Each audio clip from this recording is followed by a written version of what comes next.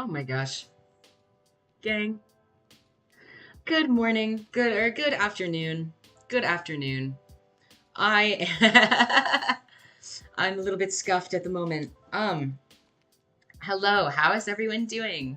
Hello and welcome to stream. Today, as stated, I'm going to be continue on working on my oh my gosh, I can hear myself. My bad. I'm going to be continuing working on my VTuber drawing process. I need to add the display capture for my drawing.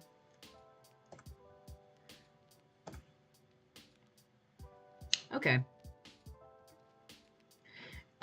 Ignore how deeply scuffed I am at the moment. Ignore how deeply scuffed. Let me get back in here.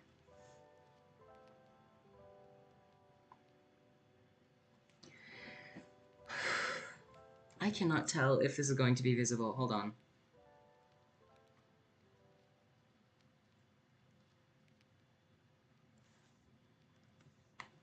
I'm trying to get a read right now. I'm so struggling with the scuff right now. What is going on? What is going on in here? This has not happened before. I have streamed Krita twice and this has not happened. What am I doing wrong? What am I doing wrong right now? Oh my gosh.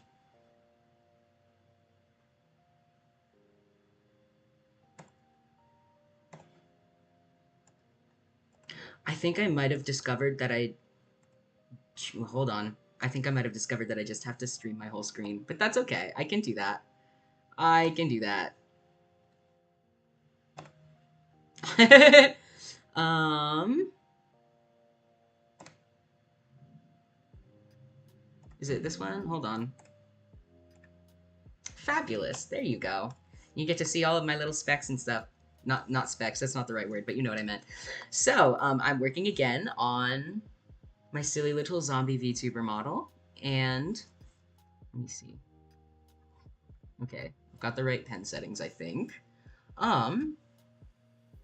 Sorry about the scuff. I did not prepare for stream. That's okay. That's how it goes. Today's hydration of choice is this is Rio Punch Monster.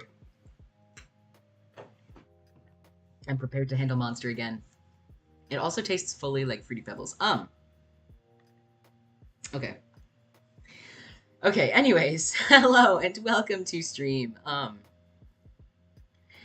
So, I'm going to be continuing working on my VTuber model process. I did delete this failed stream, but I tried streaming the line art a little bit ago, and that did not work out very well for me. The program was giving me some technical difficulties, which is okay. Technical difficulties happen. That's totally fine. There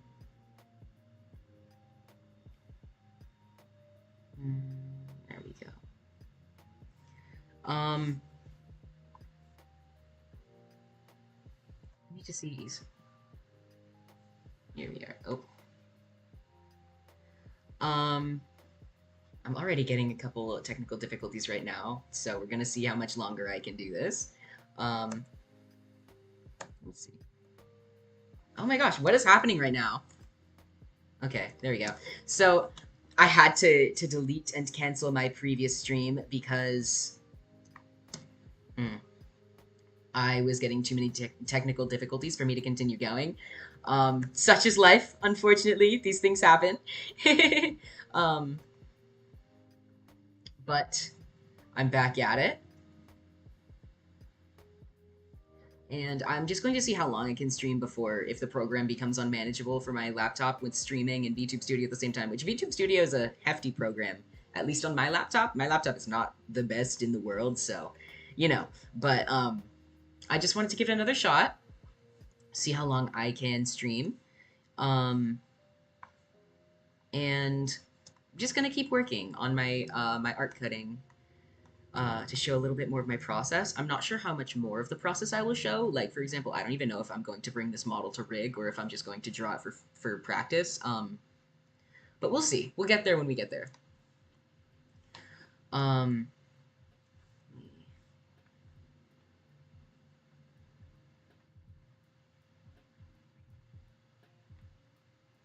Okay. I'm seeing some of the technical difficulties that caused me to quit last time, but I think last time I was just a bit frazzled and nervous. Um,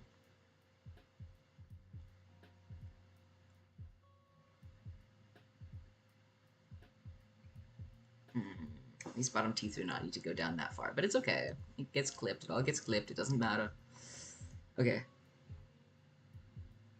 And I'm gonna bring them down. Yeah. I never know how to section out pointy teeth like this because I want them to fit together, of course, for like a sharp toothy grin. But that means there's this weird center tooth situation going on, which I'm not the biggest fan of. But it's okay. I don't know if I want to leave these uncolored for now. I feel like I kind of want to get the mouth over with, you know? I don't have to. I can do that later. I am going to see, though. I'm going to give this...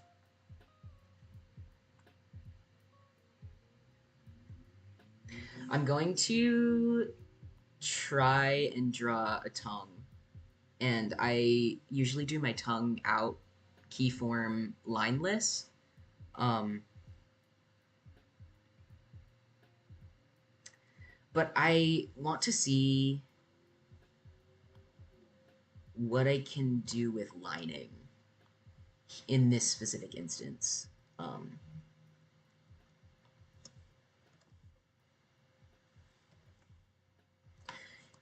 Let's see.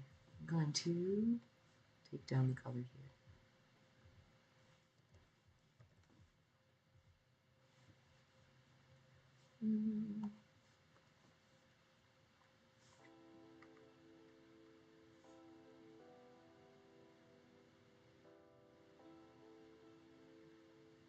That seems like an appropriate size for the tongue to be, right?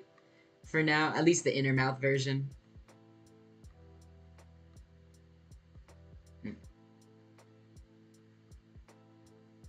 Okay, I'm gonna say that's fine for now. Just for... Just for figuring out sake, I'm going to render just the tongue for now. I might do the teeth later just because that'll be an easy... Oh. Why was the expand so high on that? Hold on.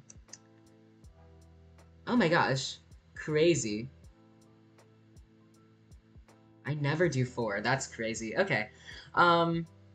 Just while I figure this out, I'm going to render the tongue. And then... Yeah, I'll do some of the smaller, easier bits, probably, if I have time and if my computer doesn't give up on itself right now. Let me see.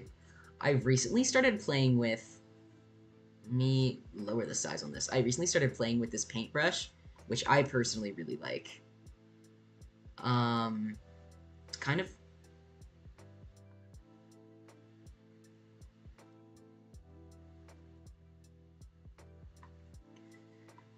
It's kind of tough to work with.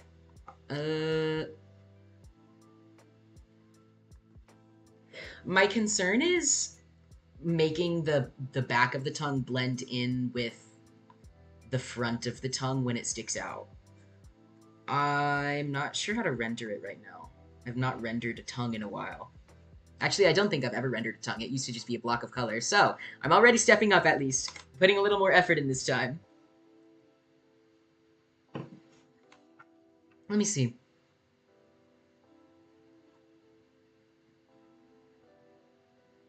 It's never that serious. I feel like the tongue, at least when I've rendered it, like it looks fine because you never really notice. I think personally for texture reasons, the tongue looks better the less rendered it is, but I still want, at least in this model, I want it to have a little bit of kick, I guess. Does that make sense? Does that check out?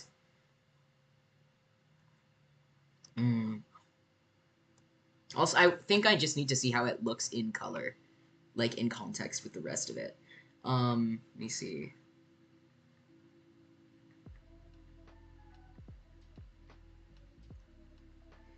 It's tough at this point because the teeth have to be above the tongue even when it sticks out, which means they also have to be above the bottom lip, and that can create some strange conflicts. But I'll cross that bridge when I get there. Yeah.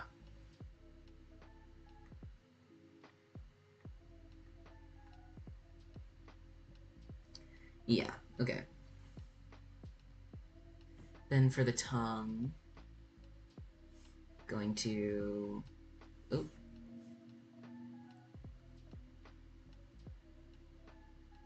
I think I want it to be a little pointed. I feel like he's got pointed tongue vibes.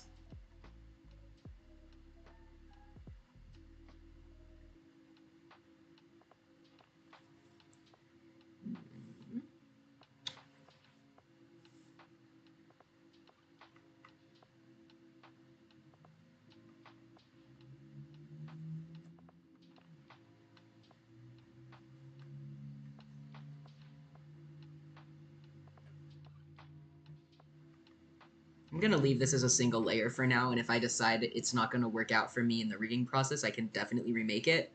A lot of this is just trial and error, because I really want to improve what I have right now, and while I have a basic, well, okay, maybe not basic, I have a pretty alright understanding of how the layers interact in the program. There's a lot of stuff concerning color that I just haven't really worked with that I need to get my hands on. So that's what today is all about.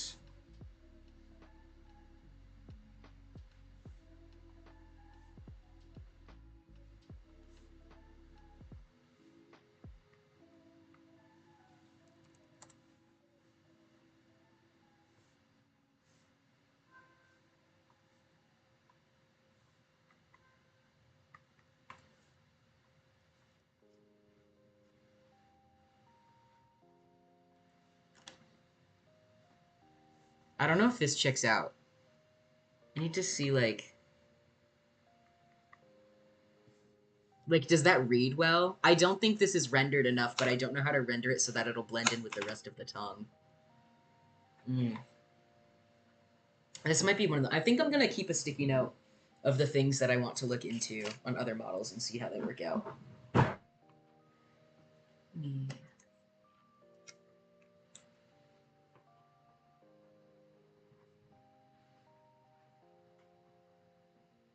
Okay. I'm going to keep a little note right here. All the things I can study. Fabulous. I'm going to leave this for now. I feel like there's not a lot I can do until I feel more comfortable. But that is... You know, if I already have most of it rendered, I think I do want to just go for it and render the teeth while I'm here. Let me see. Because that actually, of all the things that I will render, this is going to be the easiest. Let's go. It's tough because I need to focus on my, my fill tool capabilities. That's something about Krita that I do not understand yet. I need to get better with. I do want to thicken up these lines because they don't match up. Although, okay, so something I think about with my art a lot is like my line art is notably thick. You can, like, my line art is really defining. But when I look at art that I look up to, the line art, not that it takes a back seat, but it's like never as prominent as it is in my art. And I feel like line art is a really notable part of my drawing process that I cannot escape. And I need to figure out how to make my line art like thinner but look good, because I feel like when my lines get thin, it does not look very good.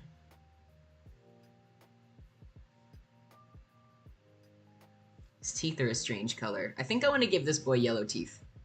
I think he deserves, not in a bad way, but he deserves yellow teeth, I think. He's a zombie. How's he gonna clean them? I hate to audit my own design, but I think this is fun, and it also fit in better than giving him like white but mildly blue teeth. If I make them just a little bit like green yellow, fits in better with his color palette. But I think this is appropriate for his character design.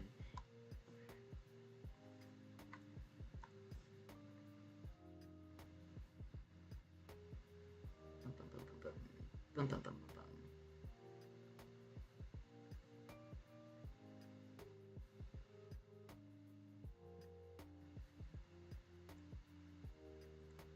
bum, bum. Like, there's gotta be a more efficient way to use the fill tool than that, right? I'll figure it out eventually.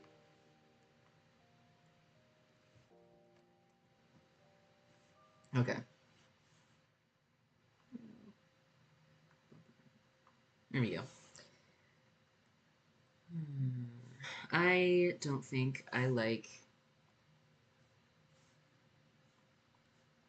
this tooth ending right here. I'm gonna make that a little bit more. There we go. I know, okay. I don't want to do like the back molars. Usually in most of my models I add like back molars and it creates a really interesting 3D look when I rig it, but I just don't think that's the look I'm going for this model. I think it's a little too serious for this model. Mm. I did though. Oh, I forgot on the tongue to do my silly little line clipping. I'll fix that. I'll fix that. That's what this stream is for.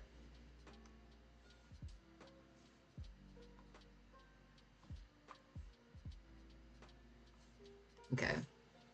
Let's see. I feel like this is a good. I feel like that looks fine. That looks nice.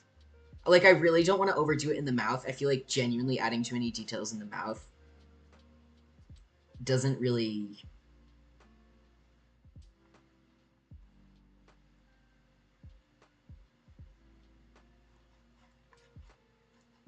It doesn't work for me the way I would like it to. Like, it's something similar to the tongue. Like, I'll just need to do more studies on it before I can make the mouth super detailed.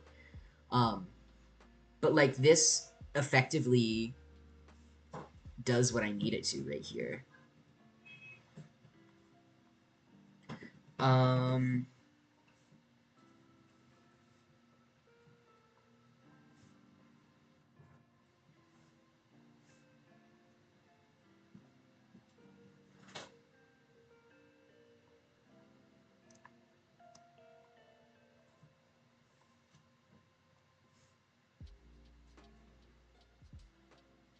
this looks nice. I think this looks nice.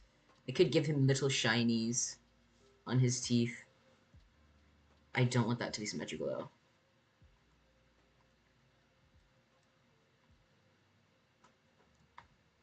That's cutie. Like, this works. This does what I with the size of his bottom teeth, I could do gums, but I don't even think that's necessary.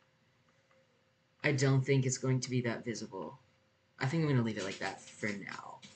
And as always, if I so wish to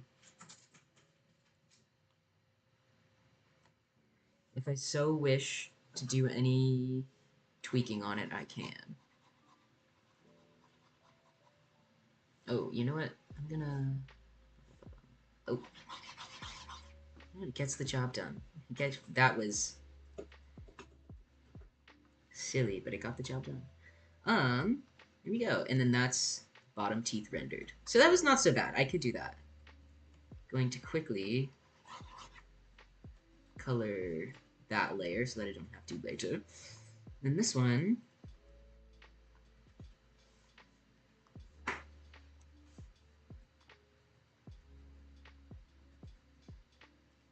Nope, I'm gonna. There we go.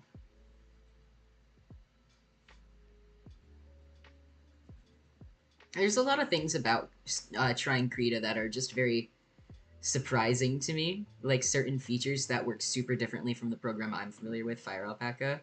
Um, there's so much of a learning curve with learning any new program. Like, obviously, Live 2D is.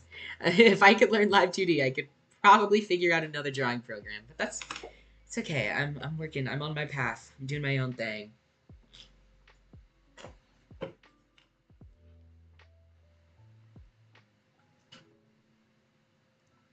Hmm. Gonna touch up down here. I like the painty look of this brush. Makes it feel a little bit more human, and it gives it depth, I think. But I'm not sure if I know how to use it to its full potential yet, so we shall see. And this farther tooth down there. I'm very passionate about his missing tooth, his asymmetrical teeth. I remember thinking that specifically when I was formulating his design in my head. I was like, on one side he's missing an ear, and on the other side he's missing a tooth.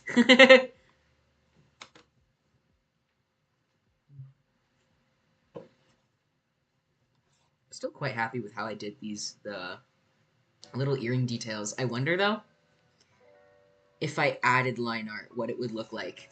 Because I know that it can be jarring in my style when some things have line art and some things don't. Like, that's always a pet peeve of mine. In other people's styles is when um, some things are lined and some are not. Which is like, it looks fine. Like, it's not an issue. It's just something that, like, really weirdly, randomly irks me. And I know that just for the space I have on a canvas, some things end up unlined just to be details. It looks jarring now. I hate it. But I kind of, like, because this is so nicely rendered, I don't know how I want to approach that.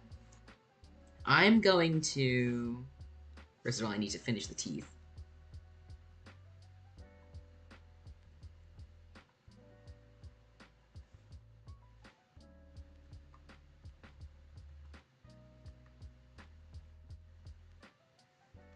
And then I need to do a little bit of editing on the tongue. I'm going to grab this color.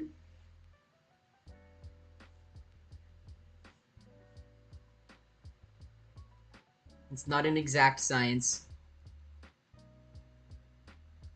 Uh-oh. I did not have symmetry on. But it's okay. I didn't go into the line art process expecting to render the mouth so early on, but it is a responsible decision that I'm doubling down on. So if I have to go back and fix the fact that I didn't prepare for that, I shall.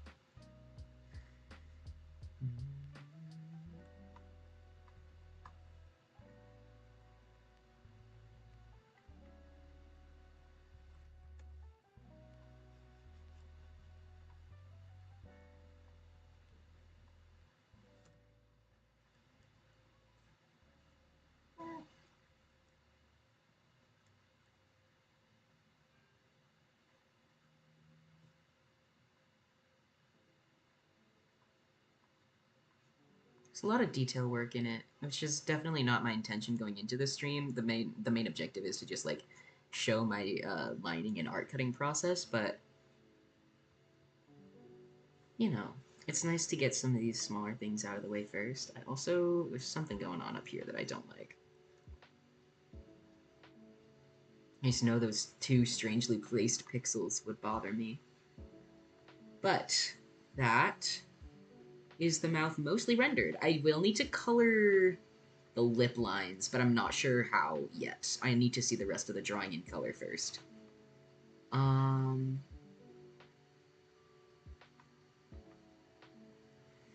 me see this. These teeth are not fully... There we go.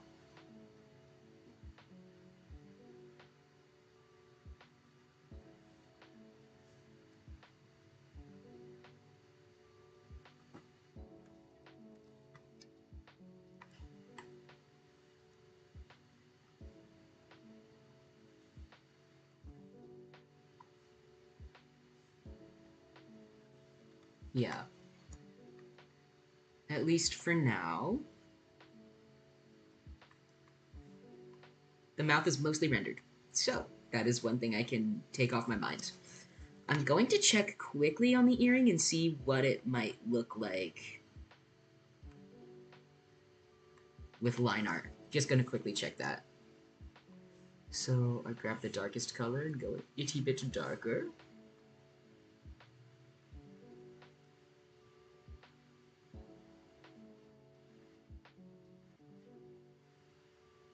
It's not the worst. I don't hate it. I didn't do a very good job though, so I can't judge very well. I'm gonna leave it unlined for now, because I really do like how this turned out. I just feel like sometimes there's not enough space to add line art when the detail looks nice like this already.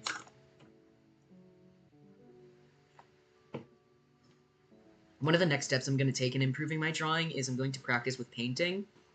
So instead of starting with line art, starting with blocking out color and kind of carving out the drawing and then adding line art where necessary, which I think will greatly improve my detail drawing ability. Um, we'll see. I'm going to cross that bridge when I get there. I want to finish this model drawing first and then at least have something to practice with rigging while I start focusing my art on the actual like quality and style improvement. So that's coming later on. Let's see.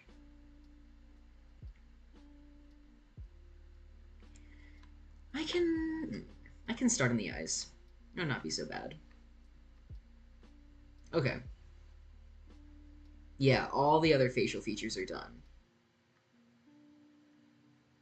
Why are there two different? Okay, there were.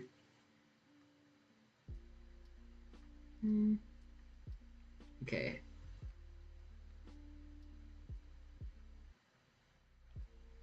I didn't name the. Okay. Most important thing about model making in terms of file is the organization, because just being I am such an organization freak, not to be like I have OCD, because that's not a title I want to like claim, or like, I'm not into the whole OMG, I'm so OCD type thing. But like when it comes to organization, everything needs to be absolutely perfect for me. And it's something I picked up from my instructor. It's just a little something I picked up. But now it's like I do get it now when you're, especially just as a rigger, when you're rigging, it really truly does matter how organized everything is, or else the model file is impossible to read and go through and clean up. It's just my favorite thing, though. Like, I don't mind organizing. It's like someone gave me little chores to just organize files. I could do that all day. Okay.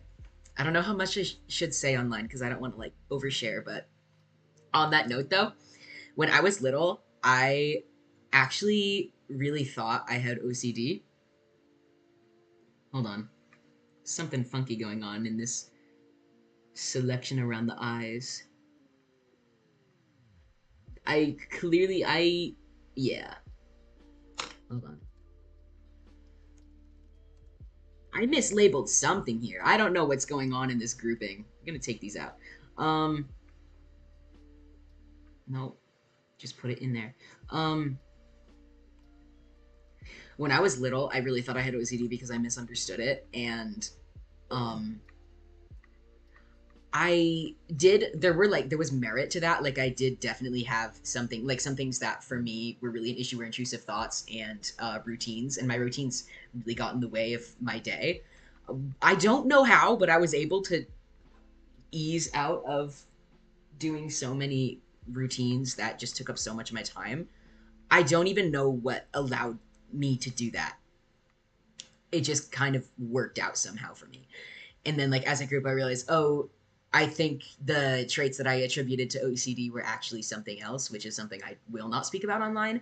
But um nowadays that's OCD is something I'm like medically recognized for. While I it's the only thing that I don't think I have. Oh my god, neurodiversity is so complicated. There's so much and so many layers. But I am making progress. I finally found a psychiatrist who listens to me, and I think things are finally moving forward. I'm able to get some more supports that I need, make my day-to-day life a little bit more livable. But it's so funny though because like a lot like OCD runs in my family. Like this is like not it's not impossible that I might have OCD, but I went through so many phases of like, oh, maybe this is what I have, and then oh, this is the one thing I don't have. And now as I continue working things out, it's like, what's going on in you? What's even going on at this point? Okay, I think I know what I was going for. I just misselected my layers. Okay. So I wanted this to be tears. No, I wasn't done typing. Tears. I want this folder to just hold that tier file information. And then okay. I am quite intimidated to start on the eyes. I'm gonna be so real.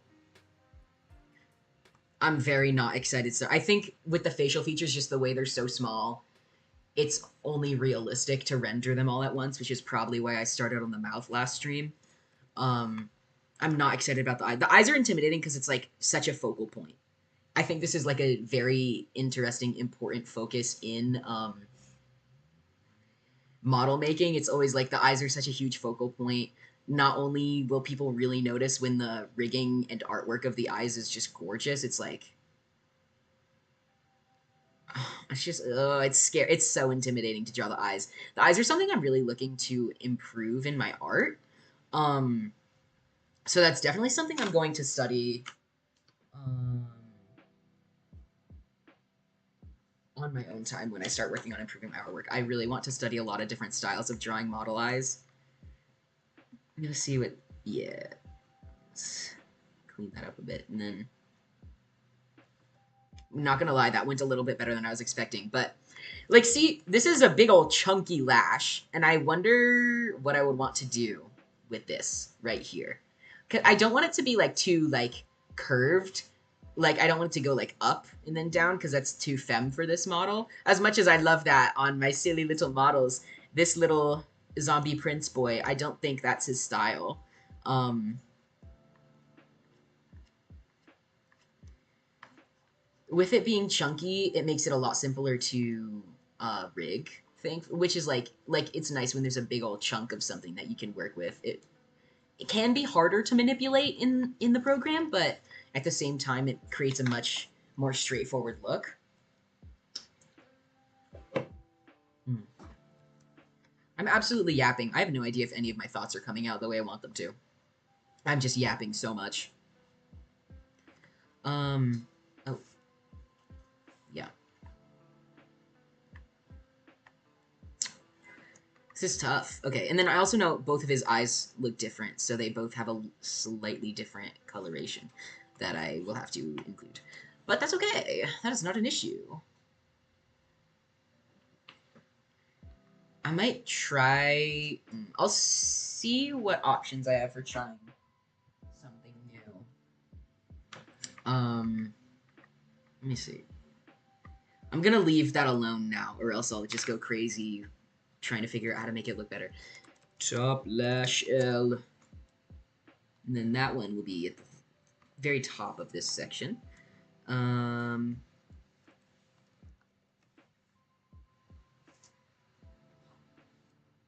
let me see. Oh, his eye shape is interesting. I'm curious about the choice I made on his eye shape. And also how to make that look better in a model sense. Because, like, I see I really defined that inner corner. I'm not sure what I'm going to do about that. I think that's going to have to be a part of my studies, honestly. But I see what I was going for with the curve here.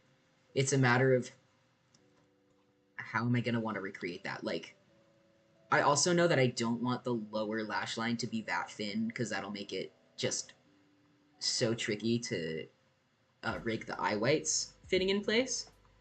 Let's see what we can do. Like, this is acceptable. I think this would be okay. Let me see. Okay. Lower lash line L. I'm going to... You know, I'm just gonna make this the lashes.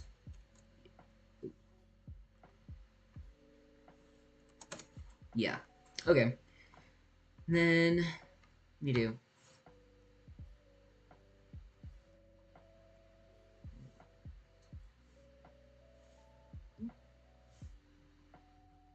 Okay. This part might be a little tricky. I don't know how I'm going to draw these. You know what? If it works, it works. What am I getting all worried about? If it works, it works. I'm gonna try. I'm gonna go through them, see what I want to do.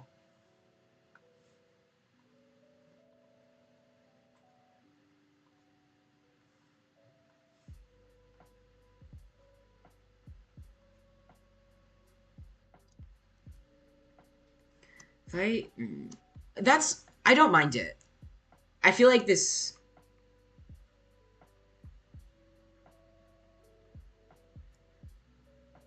I feel like this does what I want it to. Like, I like this. Let me see. I'm going to tweak this line here. I like this. I'm not going to mess with it because I feel like this is the look that I want. Oops.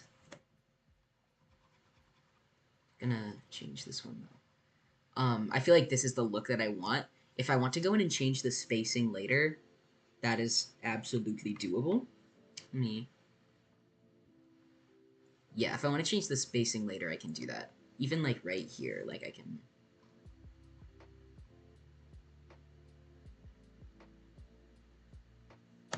There we go. Yeah. No, I just title them. I have to title them all. The titling is lower lash L1. You see how models become hundreds of layers? It's a nightmare.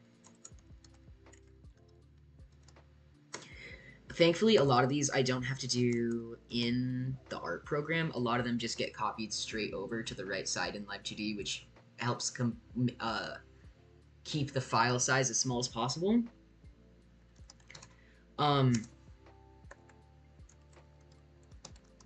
That's a perk I have from having the full version of Live2D, which is one of very few subscriptions I invest in, just because Live2D is so important to me. It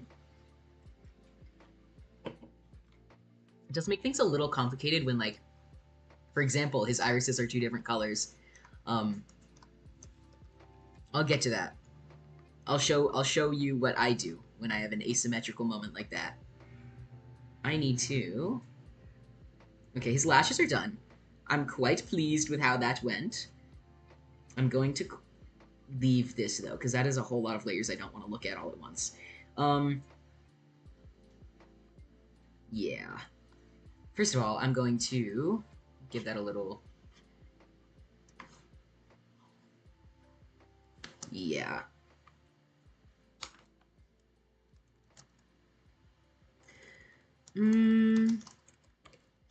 Okay, so something with the eyelids when I draw them, the thing is I really like the look of models that have a defined upper and lower lid.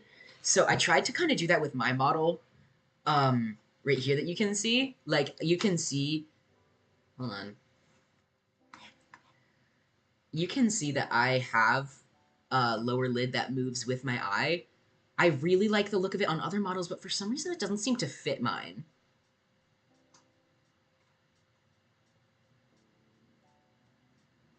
I'm trying to study what I do and don't like about the models I've already made. Like, I'm looking at myself right now. First of all, I don't like my eyeshadow. That's why I drew a little bit of an upper corner for the eyelid that I'm going to define in my drawing. I don't like how most people rig eyelids. Like, I have my own way that I like to do it, and I don't like the way that it looks a little bit too flat in many models. But I don't like the way my lower lid looks with my cheeks. Okay.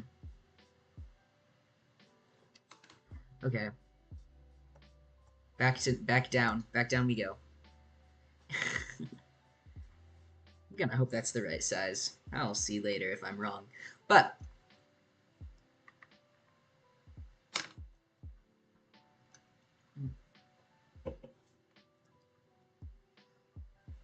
also, I have no idea what the audio sounds like, so I'm very sorry if it's kind of messy. I had the chance all week to pick up my new microphone, and I chose not to because the post office is at the bottom of a very large hill, which I did not feel like climbing, so I'm just gonna pick it up like tomorrow or Monday. It's not open tomorrow. I'm gonna pick it up Monday, probably. If I'm too lazy, then Wednesday. I don't know what I'm gonna do about lower lid. I might. I don't know if I want to. I don't know. I feel like the way I drew it, it sticks out too much. Is what I don't like about it. I might honestly just give it some coloration and not give it any line art. Okay, and then this is going to be the brow bone.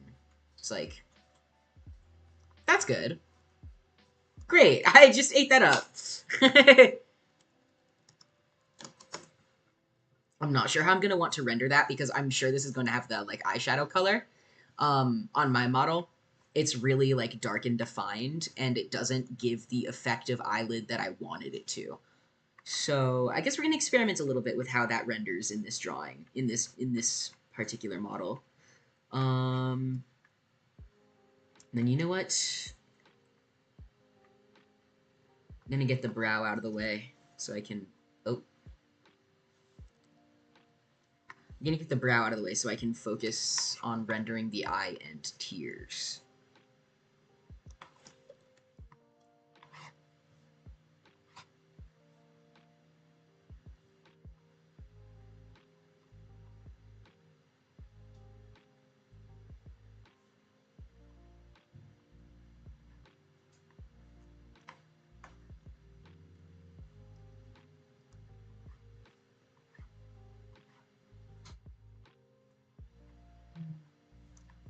I worry that making my lines so uniform makes them corporate, but having them not be uniform makes them inconsistent. Line art is such a struggle. I really need to focus on improving that when I start focusing on like digital painting type stuff. This problem for a future me. He's got some stuff going on in his eyebrows. I actually don't know how I feel about the colors I used. Oh gosh, if I want to change up the colors of his hair, I gotta decide that sooner rather than later, don't I? That's just such a stark green. It doesn't go well with his skin, does it? It looks fine, I guess. But, like, why are his eyebrows like that? Let's see. Let's do a little bit of testing.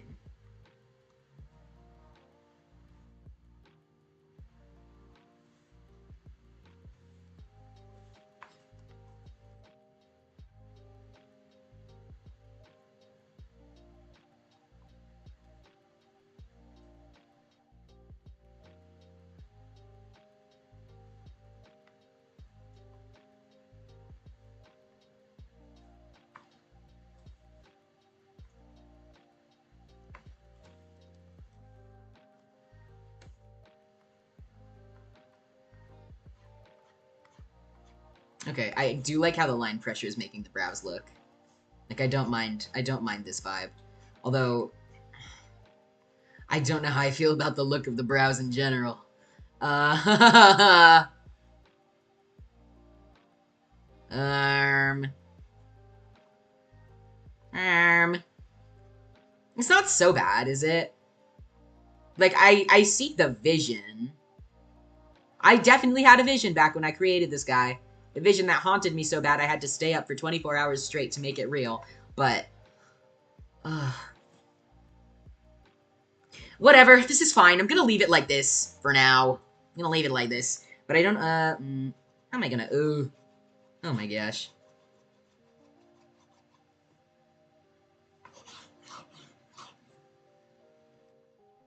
This is fine. If I decide I don't like it down the line,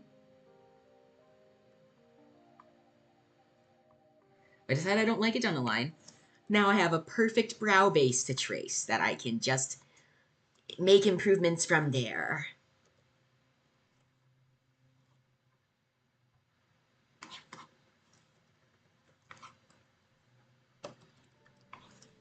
I actually do want to slim it down, though.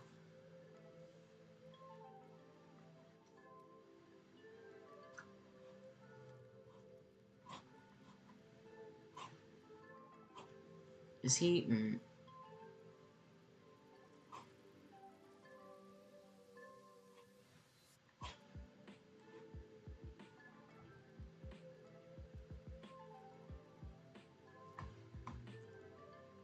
His brows are very curved. That is the one thing that I think is notable about. I don't know if I've decurved them to a point that it doesn't feel right, but like I feel like there's a defined, whereas I wanted it to be more like round. Me. I think this is okay. I think this does capture the vision to some extent.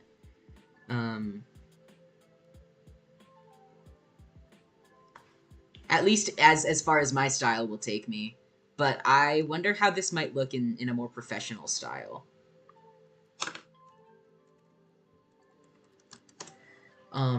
That'll look really cool when rigged, though. I do think that'll look nice rigged. I see though. Mm, in talking about that, it feels like one never truly has enough room. Like zoomed in on this level, even though this canvas is huge because I wanted to fit a whole body in high quality. Like when you get down to it, you see all the pixels, and I don't like that. That's very ugly. But if I make the canvas any larger than this, I won't be able to fit it into live 2D. So this is a struggle. That's a struggle.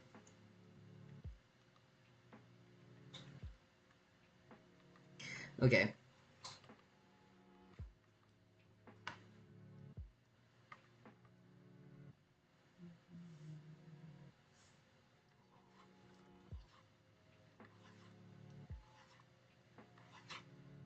There's a circle tool. I'm not even sure I want to know. I want it to be perfect, but I don't want to rely on the computer to make it perfect.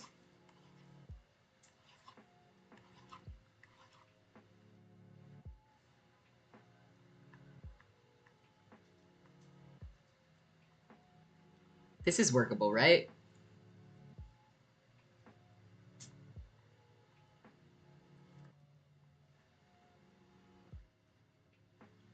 There's a lot of things about learning Live 2D that I was taught first, like that you can't be lazy in drawing the parts that are hidden behind certain items. Um, because you never know what will be revealed through the rigging process, even if you feel like it's never going to be seen, it's just always be hidden behind something. Um, and things like you have to be as organized as possible. You can't be messy. That like at first it's like, ugh, fine. And I don't really get it. But then just through working with Live 2D, you start to understand the importance of it, which is why the first stream I ever did was a 5 hour long stream explaining how to split art. Even though it wasn't perfect, I definitely was like, yeah, so I'm like a little bit lazy in this stream because I just want to illustrate my points. I'm so sad that I don't have that stream anymore because while it's definitely outdated to my skill level, it was a very helpful resource. And I think I also have lost access to the document where I took notes on things that could be split. I need to do.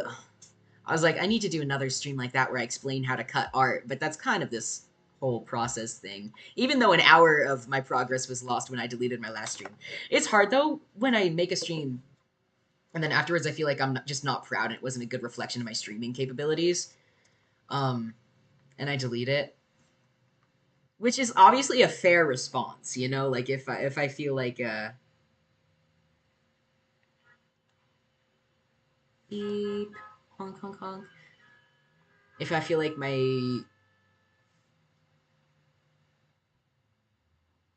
is this the same color as the inside of his mouth?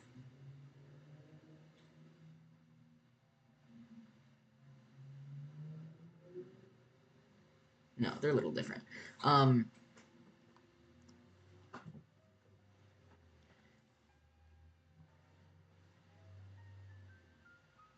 is it? I'm not sure how I want to render these to make sure they look the same. This is going to be a process. Um, you know, I might do one and then just desaturate it. Honestly, is that lazy? That might be lazy. Whatever. Um, but sometimes you just have to delete a stream, get it out of your brain. I feel so silly, but sometimes it's like, oh my gosh, this is just not me. This is not the version of me that I want to be visible. Um, Sometimes I make mistakes, which is to be expected as a beginner streamer. I try to let a lot of the mistakes I make go because you just can't hold on to that. You got to keep trying. You got to just focus on improving, not focus on hating yourself. Is that too cynical? But sometimes it's only happened mm, 3 times on this channel specifically. With Twitch, I was happy to leave my VODs up and let them disappear after 2 weeks because that was just like I felt like that was just a safe and convenient way for me to stream. Um, on YouTube, though, I really like to document my progress as a streamer because I feel like I do make progress and become better. Um, but all of the streams where I've had technical difficulties end it are the ones that I panic and I feel like I'm just showing a bad version of me that I don't want to be seen. I delete those because you can see me visibly get stressed and be like, okay, I gotta end the stream, and it makes me really embarrassed. Okay,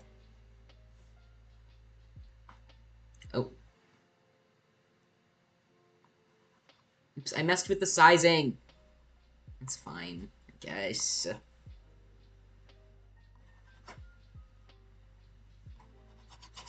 Okay.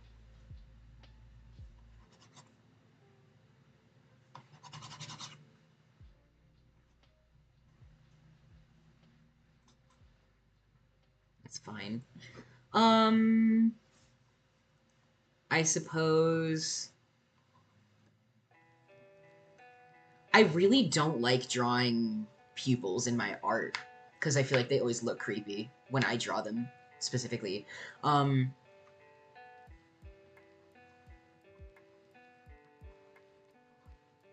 unless I draw them like really big, which leaves very little space for the iris to be rendered and look nice. Um, is that weird? Like I feel like pupils always look creepy in my art.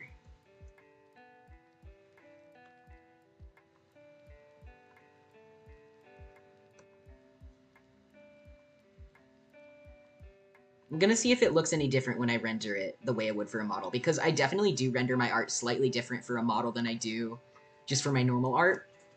And I guess also in my normal art, there's a lot more room for laziness because there's certain parts of the drawing that I know will not be visible because it'll be saved. Mm. Whereas with a model, you never know. You never know what's going to be seen. Hey, I wanted to move that. Okay. Ooh, let's see. Let's see. You know what? I will take the people out.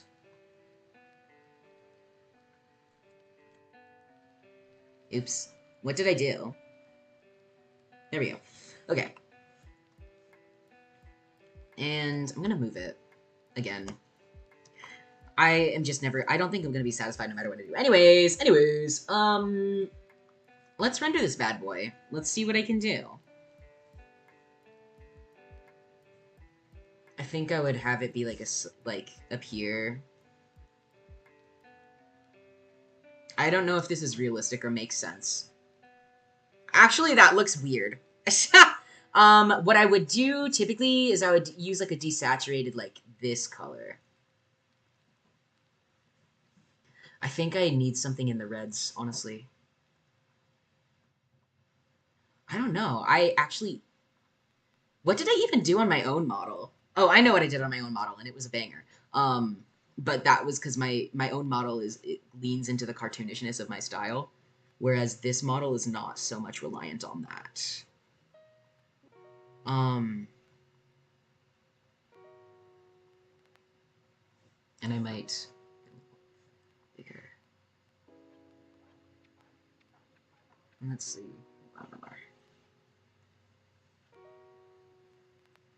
I think I want to see how the brush will react if I do it on its own layer. Bring that size down. Mm.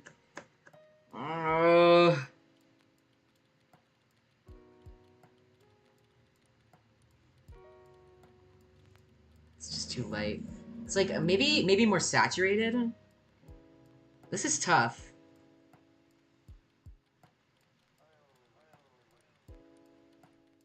Hmm.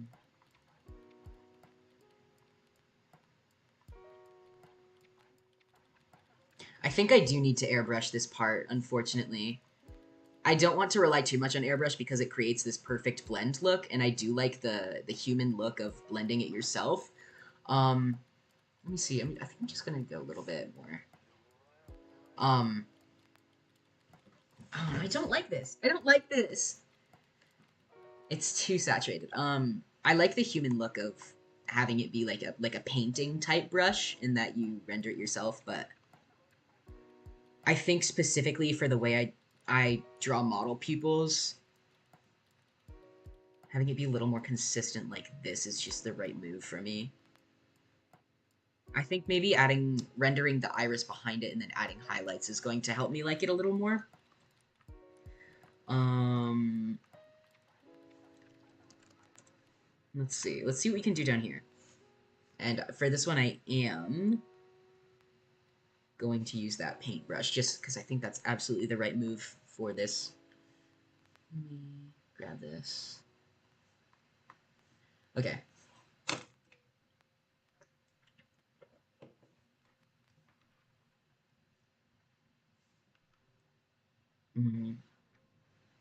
I would really love to reference another artist's drawing of eyes right now for models specifically, but I'm gonna see what I can do with my own style, and from there, I'm gonna turn off iris.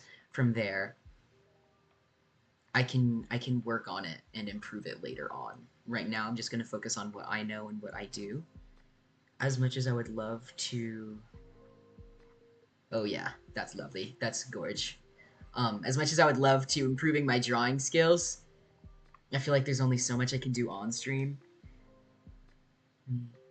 Oh yeah. Oh yeah. I am so obsessed with the like desaturated blue sky highlight, especially in the eye. Chef's kiss. It's chef's kiss.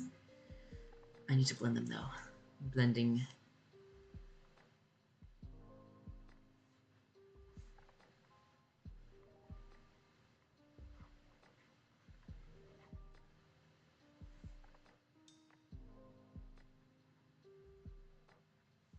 Do I have a blending brush? Is that what? I don't know. I don't know how to use many of the brushes in Krita. I'm not sure. I'm not sure if there's one that is specifically good for blend. I'm gonna guess that this is a blenderly brush. Let's see.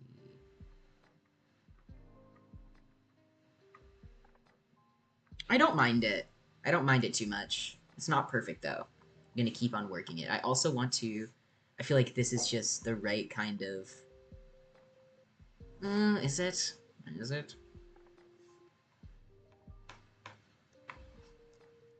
No, no, I hate that. It looks like a disc. I do not like that. Uh, the eye color again. And then, yeah, I think I like the more painterly look than the blended. So I'm gonna see what I can do with this. It's just hard because you never know how much is gonna be visible.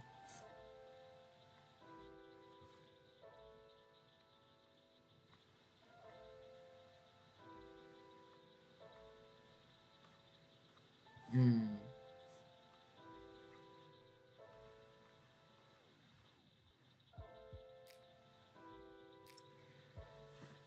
I'm not sure how uniform to make it. I think I'm just gonna go with my gut. You know what? I'm just gonna do what my gut is telling me to.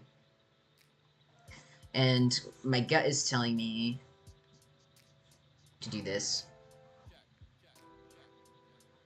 And then I can adjust it to the lashes placement later. Whatever. But this is what my gut is telling me to do, and I'm trusting my gut right now.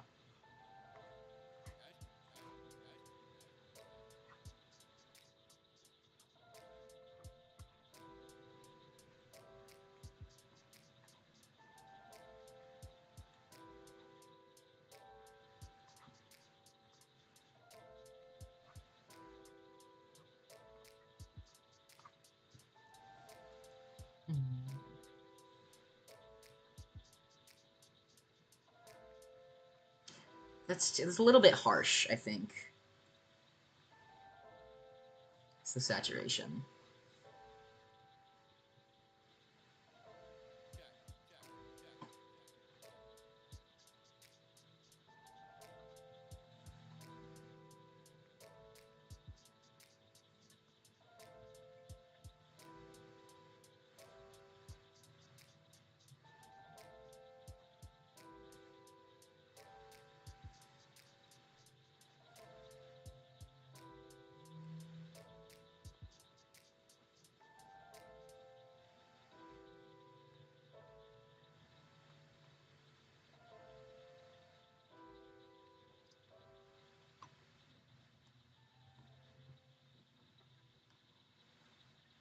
Does this check out? I don't know if this checks out. I don't know if this checks out. Oh, and how much detail is too much detail to add on the same layer? Because I know a lot of this is going to have to move. with a... Oh, brother.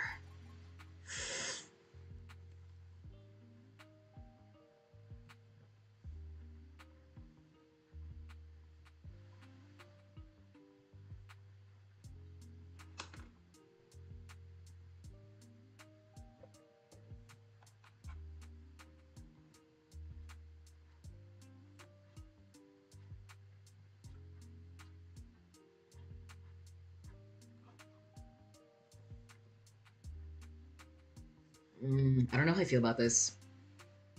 I do not know how I feel about... Oh! Ah! The iris is so... Or the pupil is so creepy. If I make it bigger... And I am just gonna remake it if I... Yeah, because it distorts it, so I'm gonna remake it, but if I make it bigger, I think that does make it look better. Yeah. So I can just remake that. For now, I guess I'll focus on the pupil. And I can add some depth to it in this way. I think I like that. I like what I did here, and I'm gonna combine it like this. A little smaller.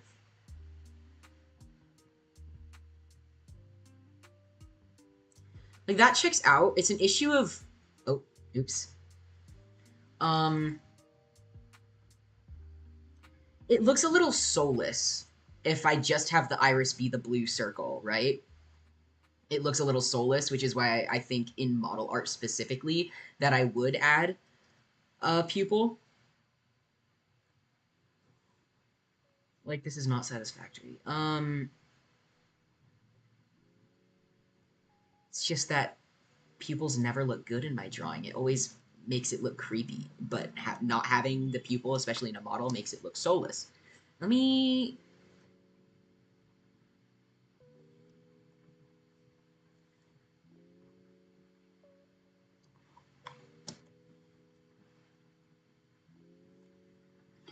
I think I can work with this, though. Like, does that check out?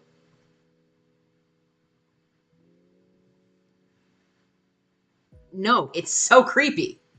Oh my gosh, if I could stop filling the entire screen, that would be great. What am I even doing that causes that? Is it the... No. What am I doing that causes that? I don't know. My finger's having a hard time figuring out the keybinds of Krita.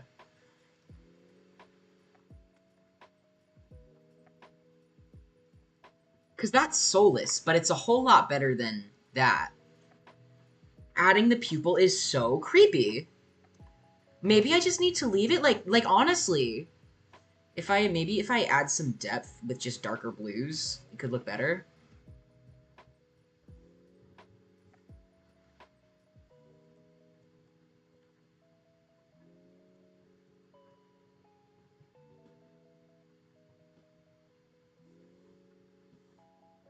I don't even know what to do at this point. It just looks so creepy and ugly. How does one render eyes? Someone give me a teach.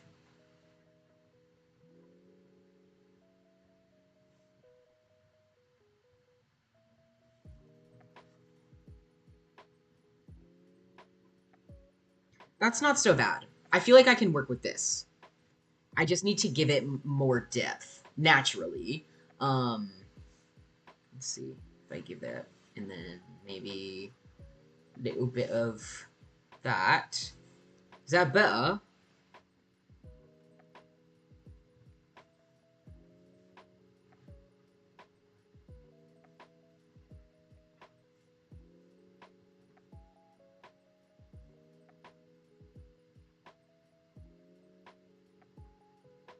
I'm sorry for the British jump scare. I didn't mean it.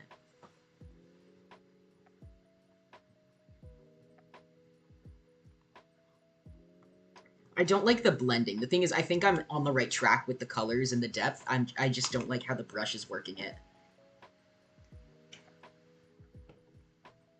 But this is a good step. This is the furthest I've ever gotten with adding irises to my model. And I never draw eyes like this. Like, adding attention to how nice the eyes look is not something I'm familiar with because I literally always, my eyes are always like, it's like that. and maybe I make the eyelashes extra pretty, but it'll just be like a block of color vaguely rendered. A lot of my art style and my normal art is just like meant to be implicative. You're meant to just kind of formulate a lot of it with your mind, especially since irises are hard for me to draw in a non-creepy way. Um, anyways, but let me grab this darker blue again. And then lighter blue.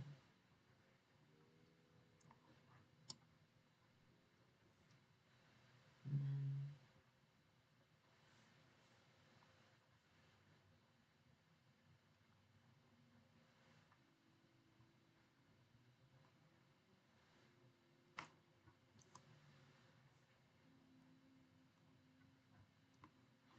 no.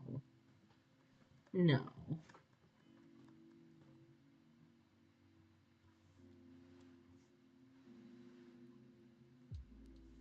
This is so bizarre. This is so bizarre.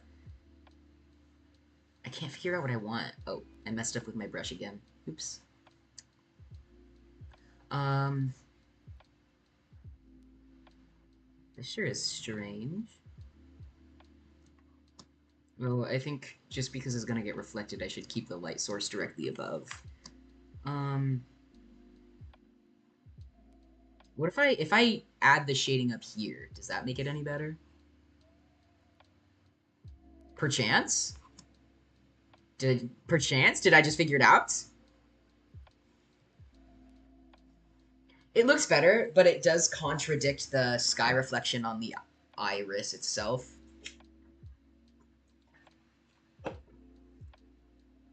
Also, I'm totally aware that I mixed up iris and people multiple times in the past 10 minutes, but that's okay. You know what I meant. At least I hope you do. Um, yeah, this is appropriate. I think this is appropriate. It's like an iris inside of an iris. Maybe if I think about people's like that, it won't be so scary anymore.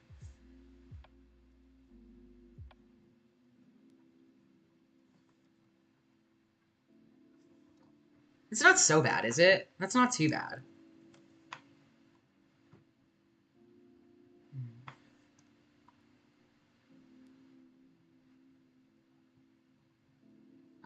I want to.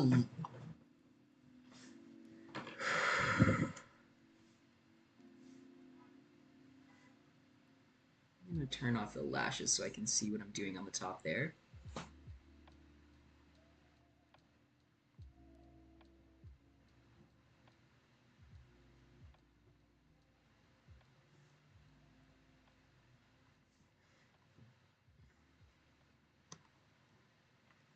That looks nice, right? And much less creepy than before.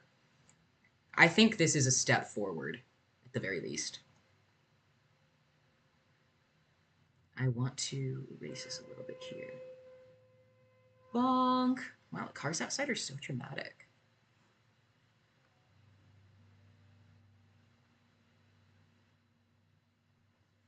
Move this iris around.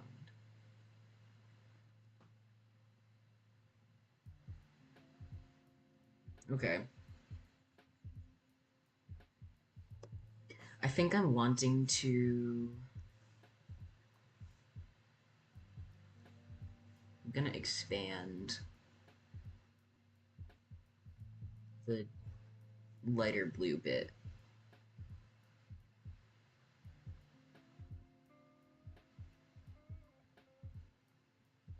Is it necessary? I'm not entirely sure it's necessary.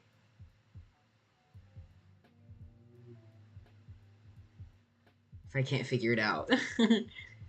uh, I'll work it a little bit. There we go. Doing better.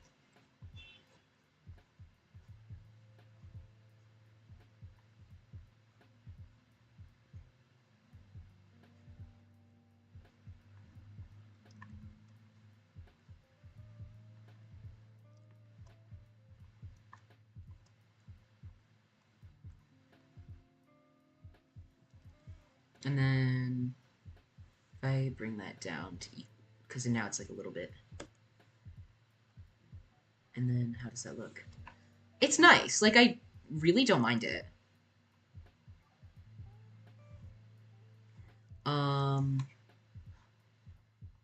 I'm curious though.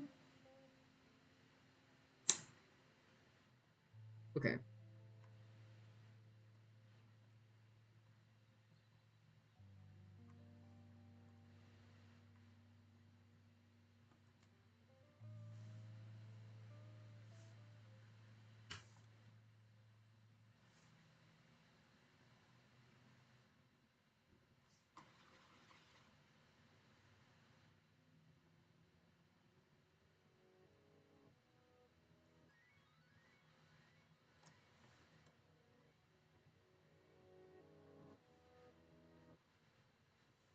I wonder if I can make the whole thing more, because there's the blue and the white.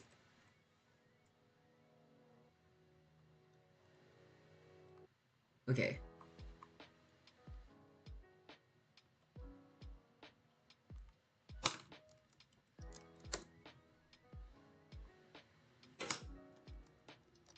I mistitled one. This is... Okay.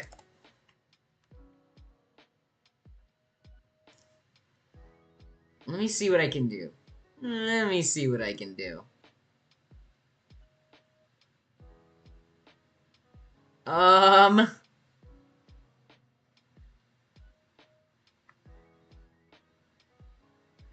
Oh boy. I actually don't know how to use color editing tools in Krita. I totally forgot that I'm not in my native land of fire alpaca. Oh, I don't know how to change up the colors here. Let me see what I can do if I overlay it with white.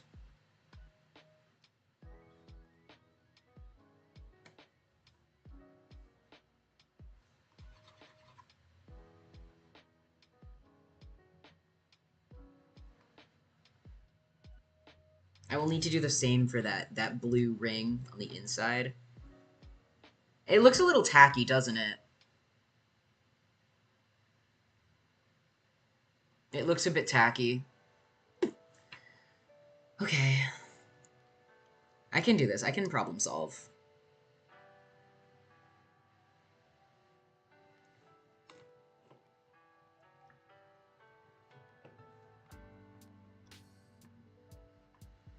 Hmm.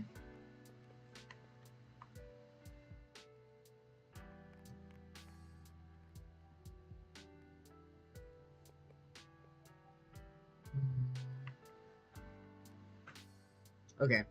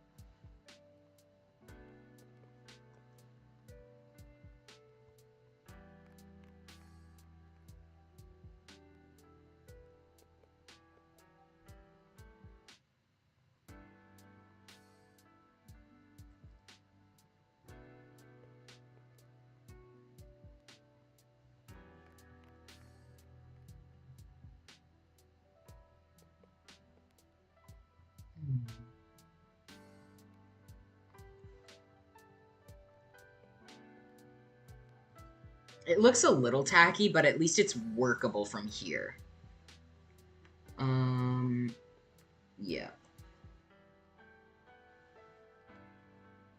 And then Yeah. And then from here, I can grab this color.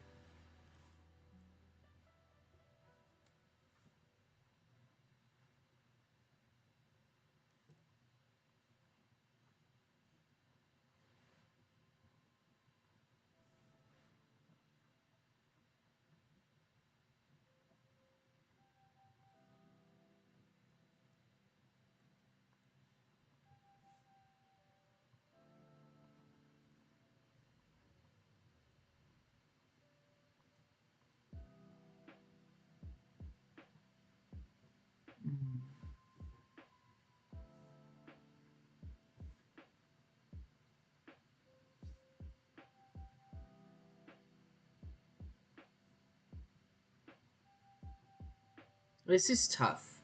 This is really tough because obviously I'm wanting the shading and coloration to be symmetrical to the blue eye. Well, that is really tough to do.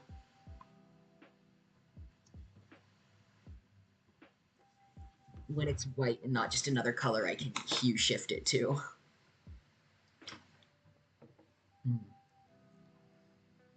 I think it's appropriate for the white eye to have a tinge of blue in it. I just feel like that would be more realistic for this vibe. Um,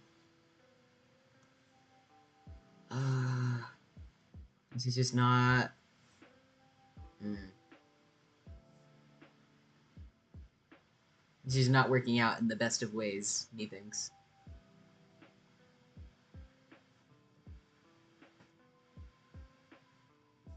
I'm just gonna like compare it to the blue.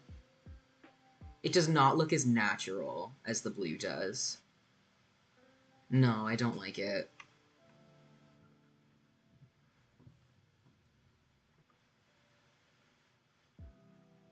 I'm not sure how.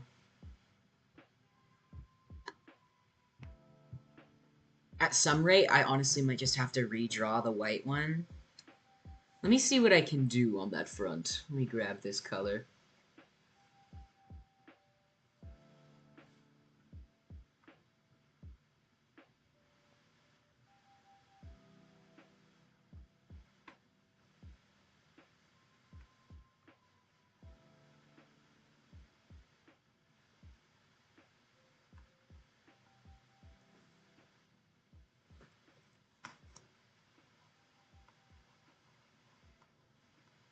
I know the purpose of this video is to show more of my art cutting process, which I mean I'll get to ideally, but I'm kind of focused in. I'm kind of clocked in. What is it? Locked in. Sorry, that took me a minute. I'm kind of locked in on figuring out how I want to render the facial features. Which I hate to like I it's not a waste of time, obviously, but like I know I want to get more done, but I also am kind of dreading starting on the body. I really don't want to have the responsibility of lining the body right now.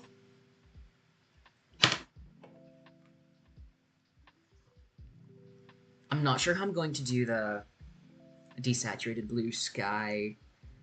Oh my gosh, okay. I'm going to lower the opacity.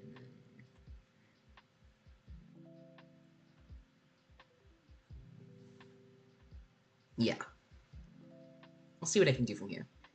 And oh, that's a very bright white, which is not color I'm used to using. Um,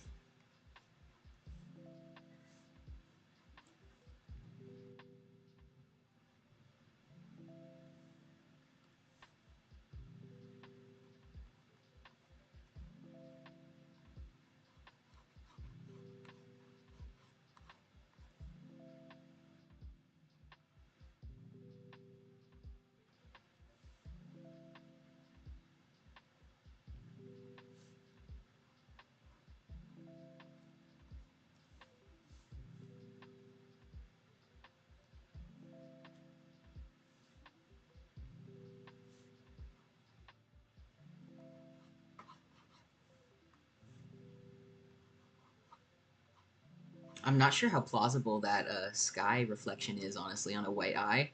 It doesn't click as well as it does on the blue one. But let me see.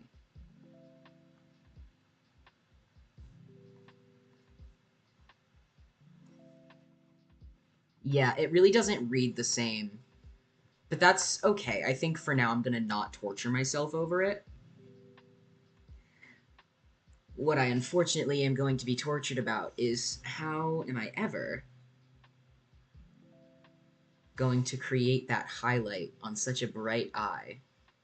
Is it possible? Might not be. I might need to change the whole. This is extremely unhelpful.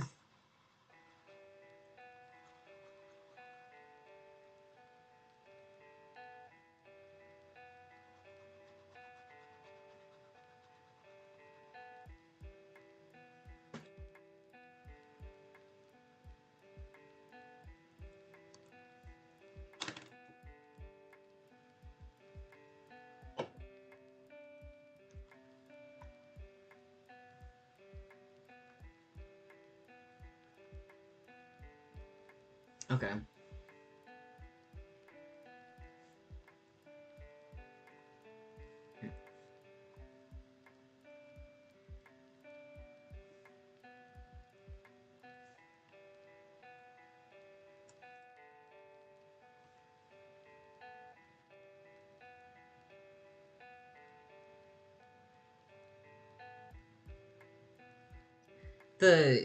The colors are not lining up as perfectly as I'd like them to be symmetrical, but sometimes losses must be cut, unfortunately.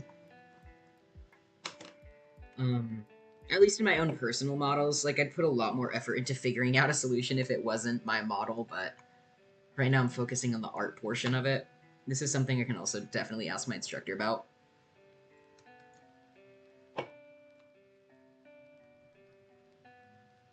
Yippee!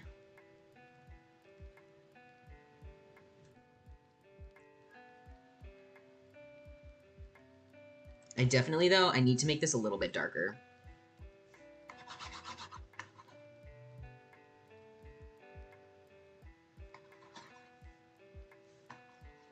What's going on right now?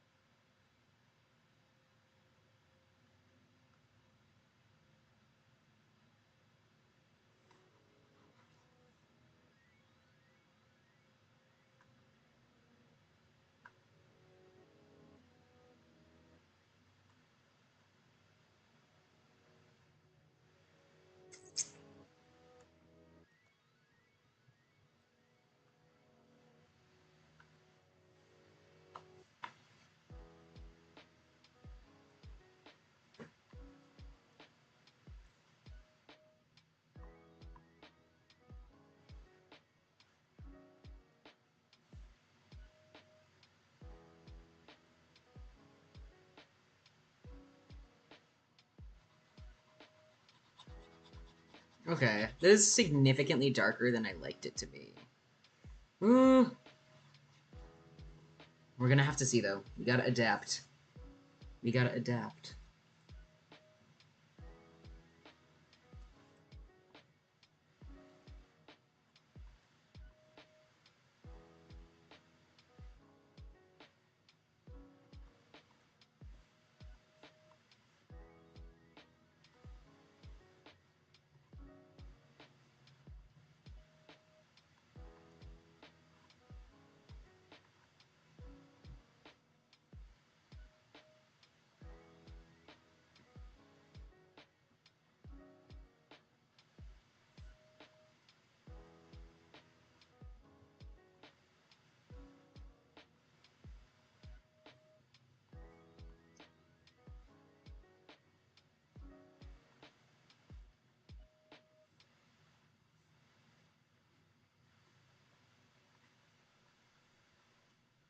Hmm.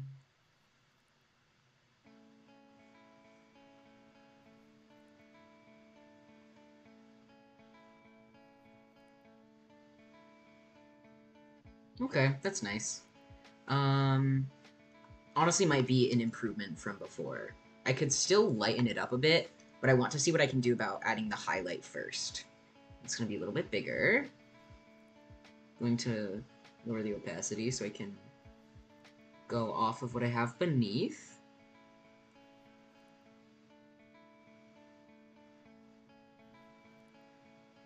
In fact, that's cute. You know, I don't mind it. I can't hate it. I can't. And then I go in with my little line art brush and add.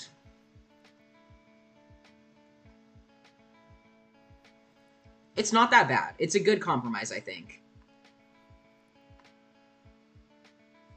It's a good compromise. Is this all the way white, though? I don't want it to be all the way white. I'm also going to redo it in a darker white so then I can add extra highlights with a brighter one. And then a little bit lighter.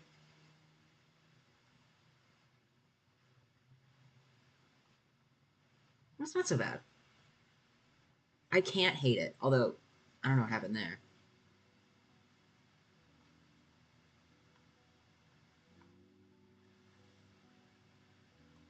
It's not perfect, but we manage.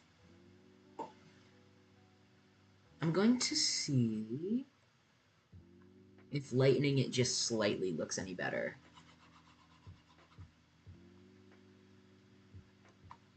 Is that more the aim I was going for? I think this is fine.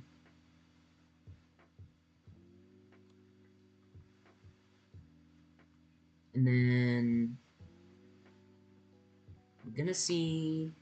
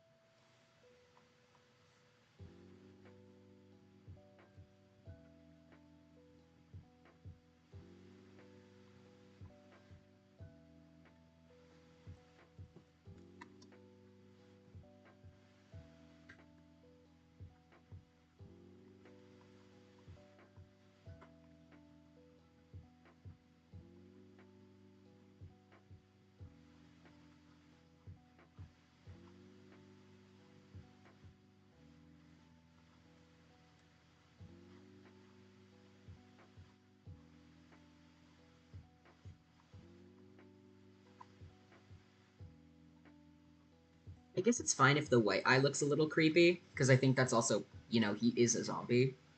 I'm gonna see how that looks with the lashes. It's not so bad, honestly. I'm gonna see if I make the line art. I think I'm satisfied with this. And then I'm just going to attune the line art. That is this one. So I'm going to duplicate, bring that down.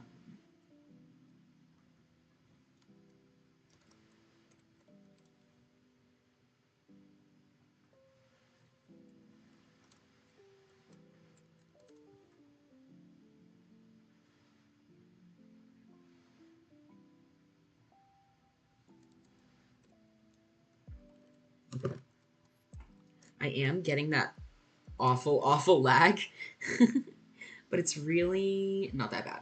It is livable. At least this time I was prepared. This is Iris R. Okay.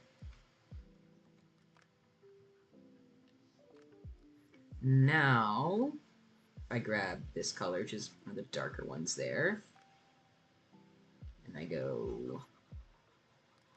This looks good. I think this is a good... I'm gonna... I worry that... Let me see.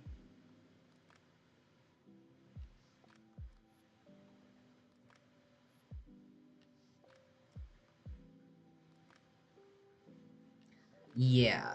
I worry that the reflection on top is not dramatic enough. Let me see. Let me give this a look. mean, it's as good as it can be considering the color. I'm not gonna hate. I'm not gonna hate. I think this is alright. No, it's not dramatic enough. I am going to combine these, and then if I need to make it darker, I can.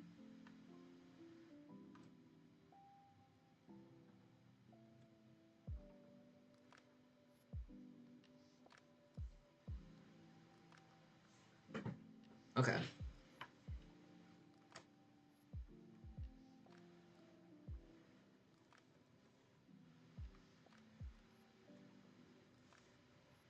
I'm going to grab this color, make it a bit darker.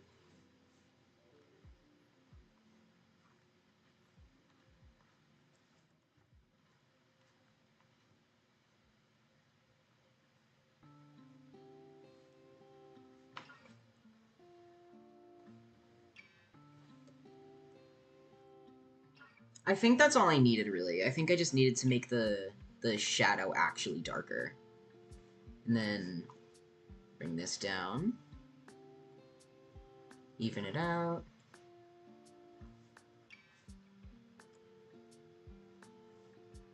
And then I'll make it just a little bit darker for the outline.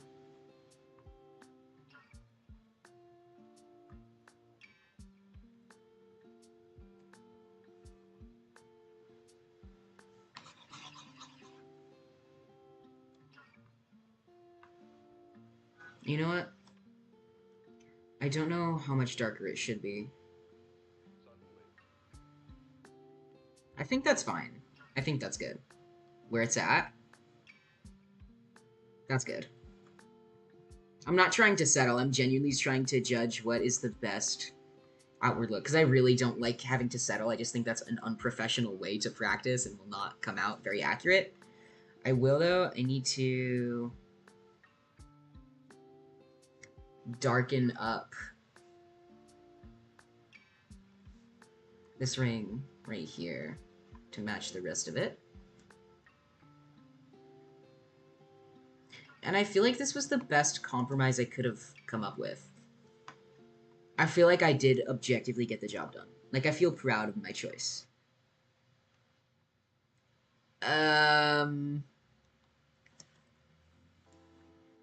Like, I feel like I communicate visually what I want with this.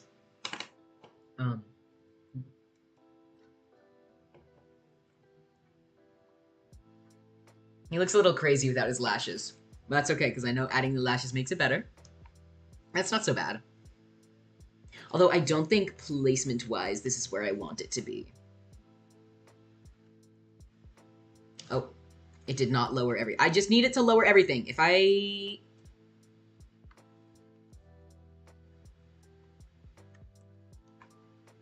And now, see, it looks crazy again.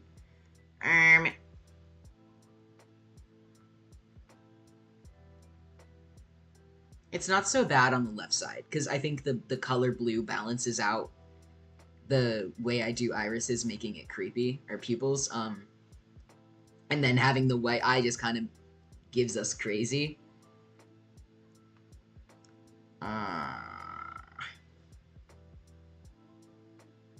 I think the eyes... Yeah, nope. I think the eyes just need to be... Maybe...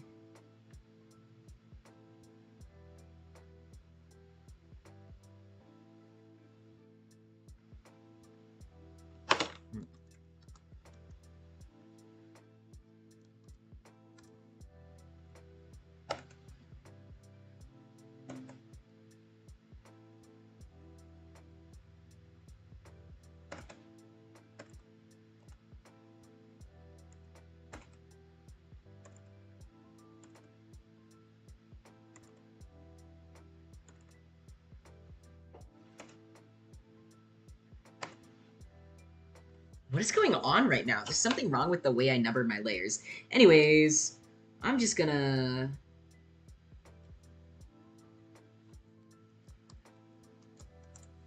Okay, and then this is...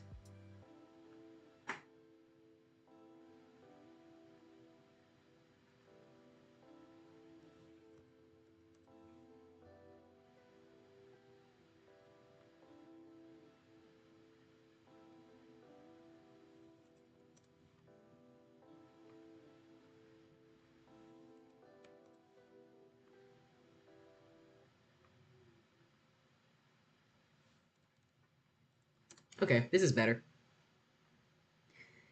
I'm going to bring these up. And then I think this is better. He does have wide eyes. Yeah, like I think the fact that his eyes are wide is a defining feature. Mm, I think this is appropriate though. I think this is an appropriate approach. Um, closing the lashes. Eyebrow.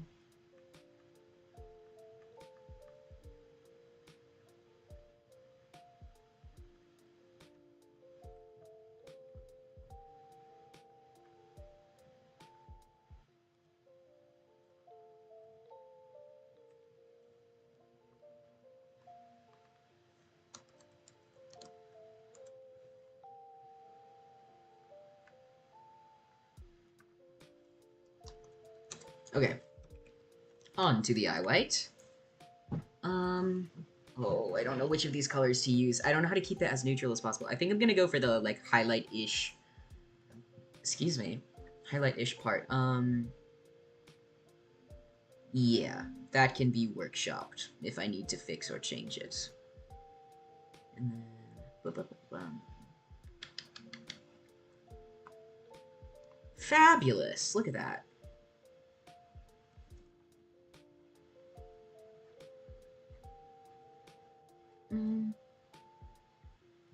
Okay. It's always hard to tell, especially in terms of the eye white, how much should be rendered directly on the eye white versus um, a layer for shading. I think I'm going to give it a highlight on this layer, and then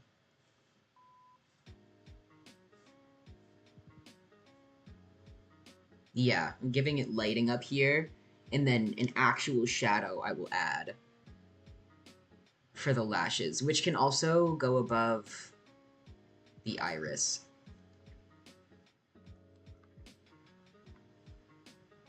Yeah. Up here, I'll do a lash shadow. And then I'm going to make dark blue and then just lower the opacity.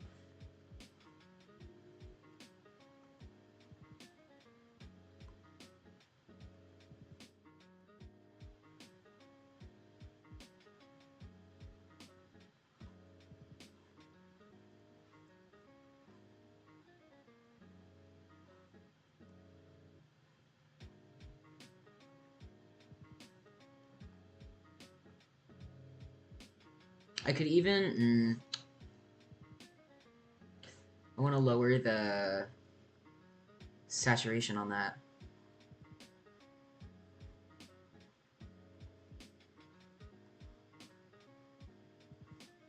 And then I might want to add a little bit of... Ooh, intrigue. Let's see what that looks like underneath. That's... Okay, that's nice. I like that. It doesn't read very well when I lower the opacity, though, so... Gonna leave it like this. I'm gonna make it darker, though.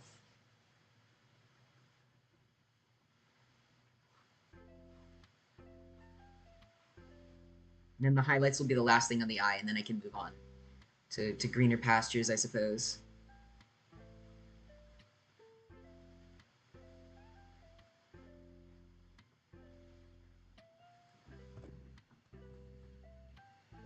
I can't tell if this is still...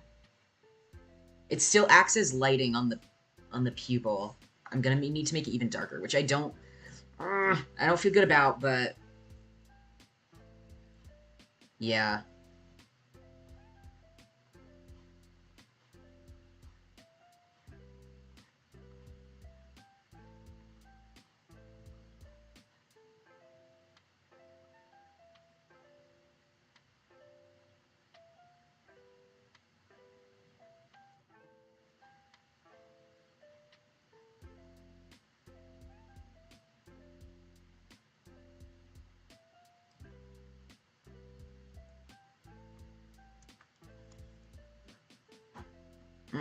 I don't know how I feel about that, but I'm gonna leave it for now, or else I'll go a little crazy over it.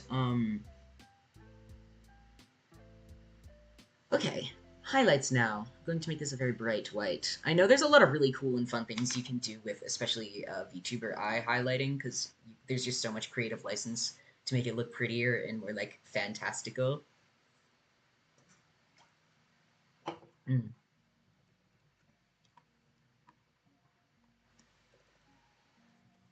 I'm gonna make okay. Each individual little highlight needs to be on a different layer. So let's see what I can do. First of all, I don't know if I want to do that. Let's. First of all, I'm gonna clip it. There's a lot of fun little things you can do. Like in my current model, I literally put bells, like the underside of a bell, in my highlights. Hold on, let me see if I can show you what I mean. I'm very passionate about this. Look. I'm so proud of the eye rigging. Even though it's not up to standard now, like I could do way better now, I still think I did a great job on the eye rigging. um, look really closely. There's a bell in my eye right there. There's also a heart, but that's pretty. That's fair. I'm very passionate about the eye physics that I rig, but you could do a lot of fun little fantastical things because it's an anime character. You literally get to draw whatever you want. Um, I don't like being this close because I can see all the things I don't like about my model anymore. Oh my gosh. I might have to recalibrate. Have I misplaced? I'm tilted! What did I do? I'm not gonna lie. I don't know how to fix this. What did I do? What did I do? Oh my gosh. Um, you know what? Anyways, I actually need to take a short bio break right now, so I'm going to fix this while I am on my break. And I'm going to be back very soon, but I'm gonna be right back.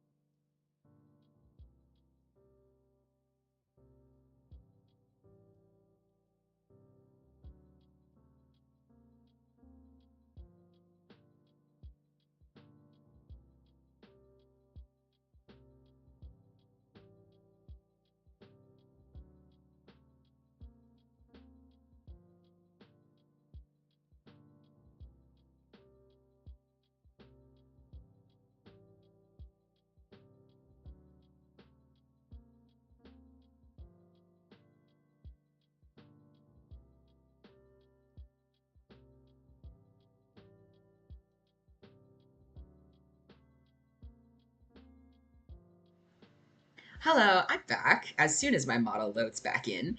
I did fix the tilting issue, but today is just not a good day for scuff, unfortunately. Um, I'm on the highlights, and then before I move on to lining other things, like probably the hair is next. And that's gonna be difficult. But we will get there. I will tackle this. I my main point though was figuring out what kind of highlights I want to give this dude. I need to see if he has any motifs I want to add. Like the flowers are cute. I could give him little flowers. I'm trying to think of the models I've seen that have really cool, like, I think I'm gonna give him little points. I think that's fitting. I think that is fitting for him. But this is not the right color, I don't think. Yeah. Need a little bit of that green tinge to it. Okay. Those should probably be on separate layers, but I don't have it in me right now.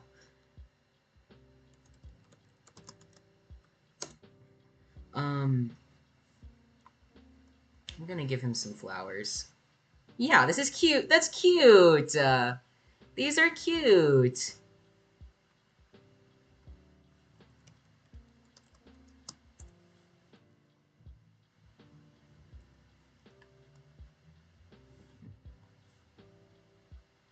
I try not to do more than 3 because that just, the layers really do add up and create a huge file. um, but I might add more just because I really want this to be cute. Highlight L3. I wonder what happens if I just do little dots down here. Also, I should probably try this without the white to see how it looks on the blue. It's not bad. I think it's cute. I know though I should be incorporating other colors to make it look a little more lively. Let me see. If I play around more with the colors. No, this is something I need to study, I think. I don't want to mess around with it and guess too much on what I should be doing. Hmm. I think adding some light yellow could make it a little lively.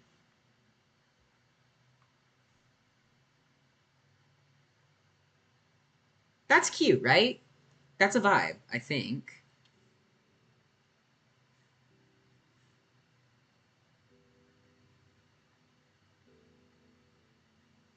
I'm gonna see what adding pink does. I know it's not really his vibe. But do you see the vision?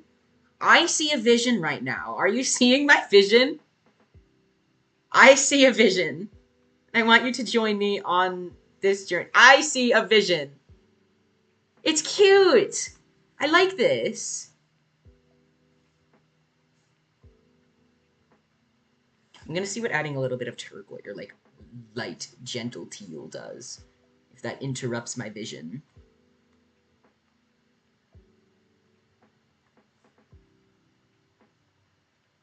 No.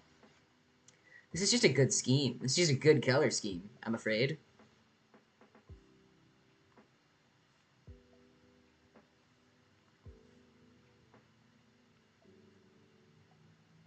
Oops.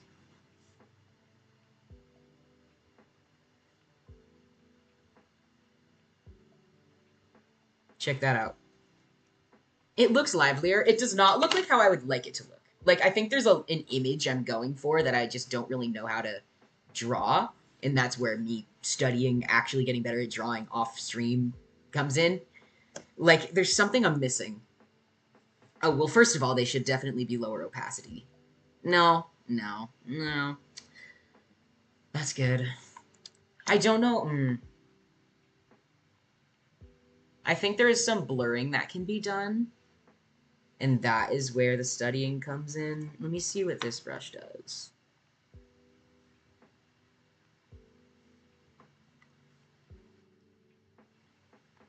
Not enough on the scale of pixels I'm using, unfortunately. There's something I'm missing about the way I want these highlights to look.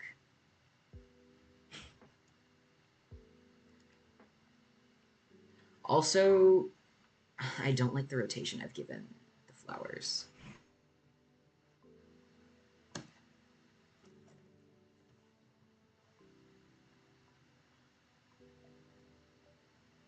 And now it's blurry because I rotated it again. Whatever. Whatever.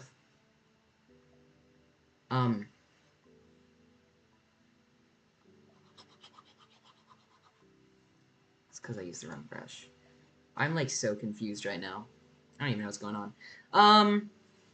Okay. So I like it. I think it looks cute, but I definitely am going to need to study highlights heavily.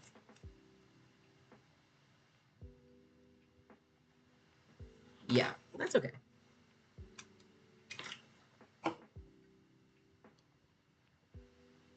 Hmm.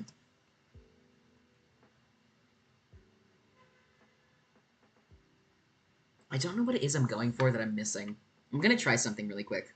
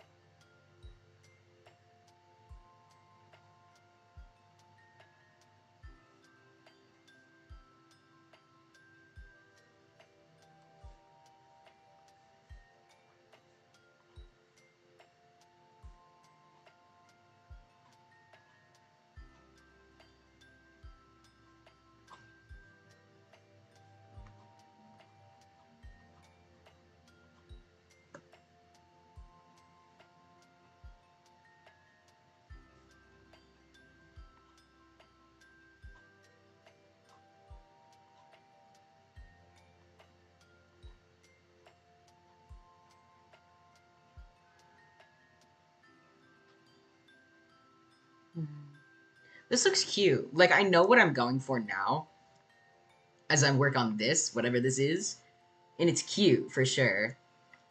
I'm just not sure how it will read in Live 2D.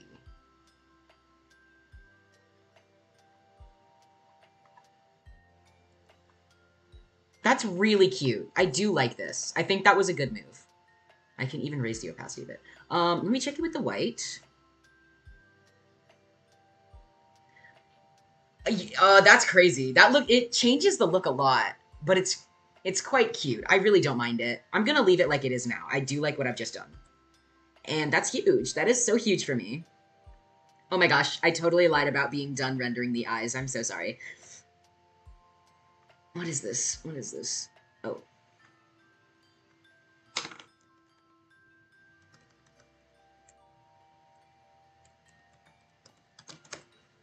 Um, let me see. Yeah, okay, I'm gonna leave it like that. I do like it. I think I'm gonna turn off the right pupil because I like looking at the left one better. Um, and now it's time to render the tears, and then I'll be done with the eyes. My apologies, I totally lied. I'm gonna take out the eyebrow, just to make this whole situation a little bit better. I'm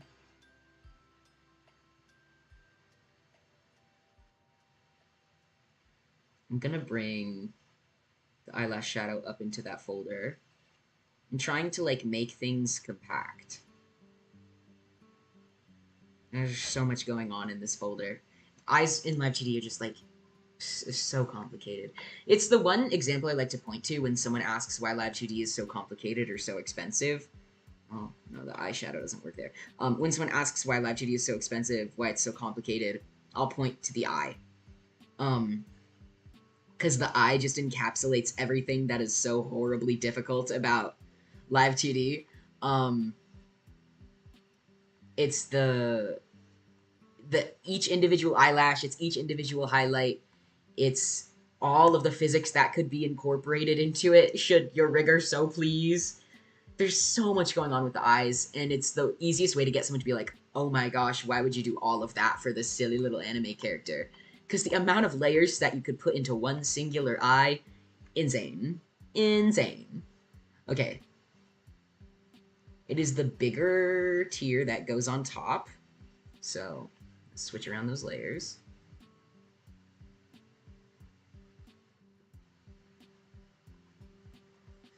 My lines look so soulless. Now that someone explained to me now finally, like, the purpose of line pressure, it gives soul to the art.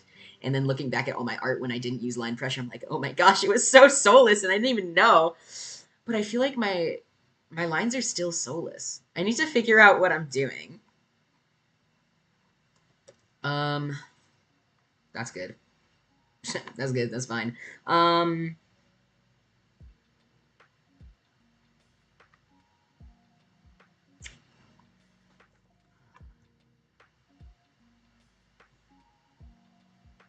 The littler tier should fit inside the bigger one. It's kind of small, but I think I can make it work. Yeah, that's fine. I'm going to temporarily make a gray layer underneath so that I can see what I'm doing.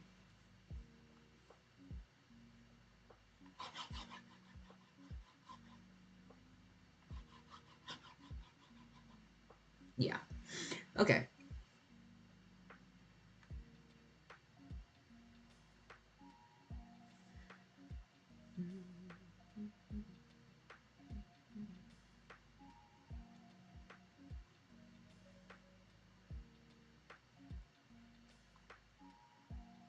So that's not what I wanted. Okay. You know what I'm gonna? I'm just gonna copy it, and then see if that will. Wrong tool. There we go. Look at that. Now that wasn't so hard, was it? Thank you, Krita. I need to see how that interacts with the rest of the eye, though. That's good. I think that's a good opacity. I'm gonna make this a little less, though, as well. And see how that interacts with the rest of the eye. That's also fine. I could even bring it up a little more. And then what I'm gonna do...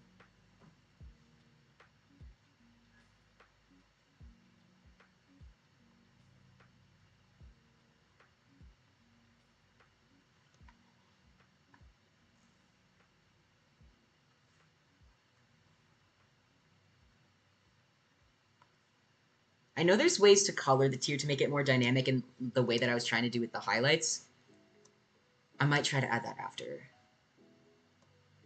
Now, though, I need to focus on recreating what I just did for the smaller tier.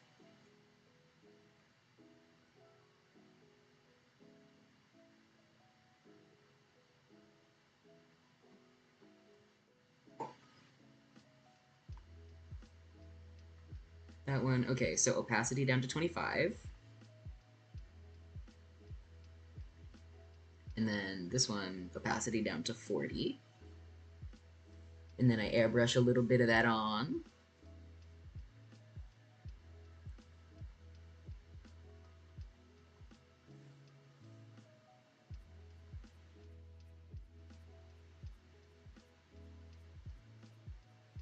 There we go.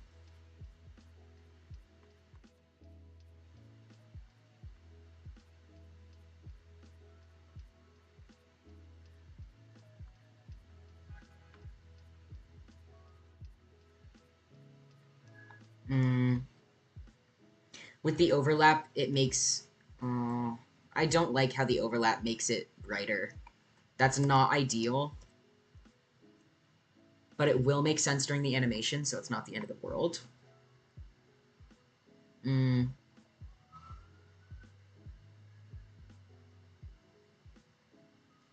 This, you know what? I think I do want to leave that larger tier.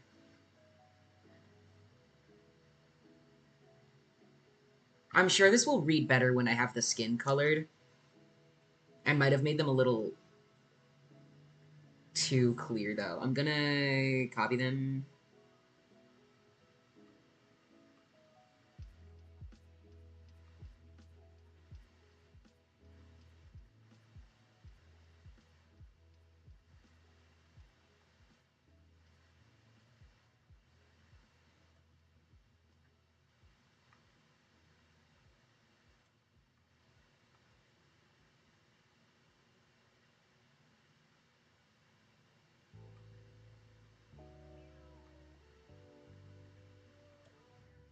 Okay.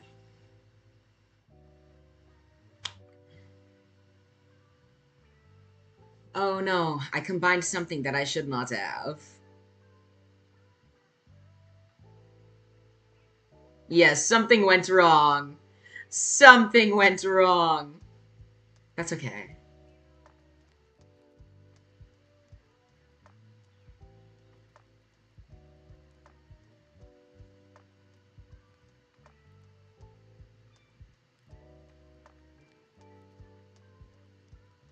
Okay, got it. Glad I caught that sooner rather than later. No harm, no foul. Okay. Gonna see if there's any fun color stuff I can add now. With these fun 3 colors that I found to match. Yeah, I'm gonna keep them in very thin streaks, because I think that kind of keeps the...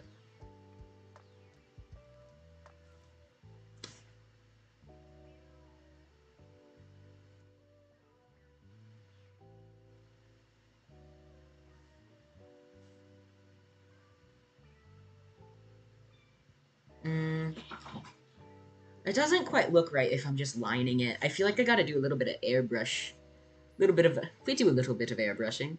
Let me clip that.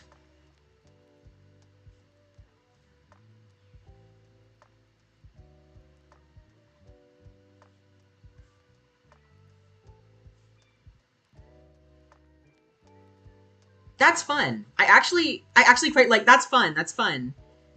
Makes it a little more dynamic, being something watery. This is fun. I like the coloring of it. It might be a little dramatic and a little silly, a little cartoony, but I do like it. Let me see what I can do. The tiers are honestly so easy, I can always just redo them if I end up not liking it, so I'm gonna combine them for now just to save resources. Oh, go up there. Go up there. Go up! Okay. Then this one. I totally did not pay attention to what level of opacity I used, but you know what? I don't care. I don't care.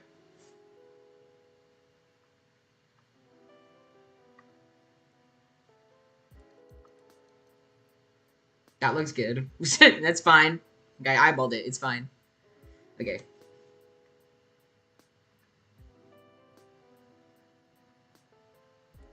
Okay.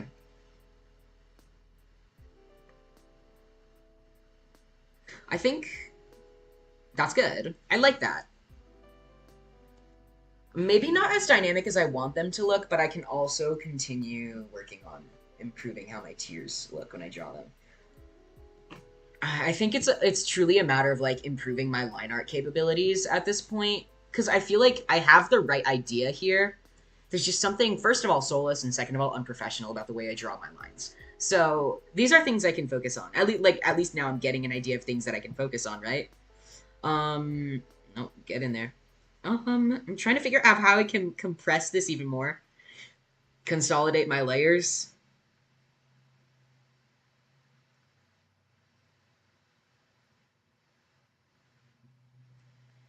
I can... No, it's not worth it.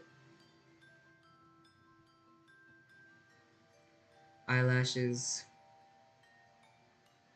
I cannot really consolidate that much right here. Alas. That's okay. I like what I did. I really, truly like what I did for the eye. The eyebrow also, though, I didn't, like, shade it or anything. I just colored it. I'm not sure how I feel about it yet. I believe I will be... able to add coloring or like shading around the skin once I have skin to shade and color. And then that'll make it look a little bit more real. The eye went well, I think, but I can still see my own shortcomings where I don't like my art in terms of the eye. But now I have a good jumping off point of where I can start improving that specific area. Okay.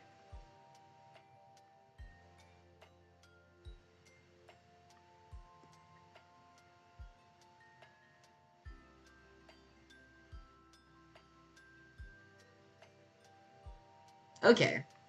So I've got the whole face down. That's pretty good.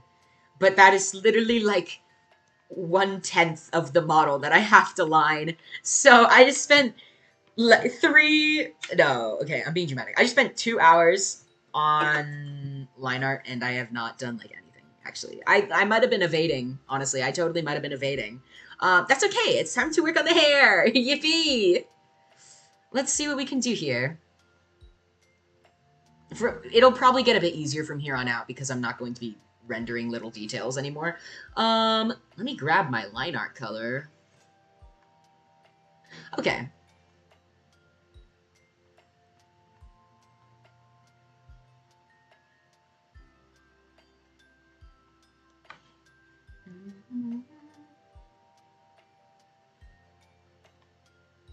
Okay.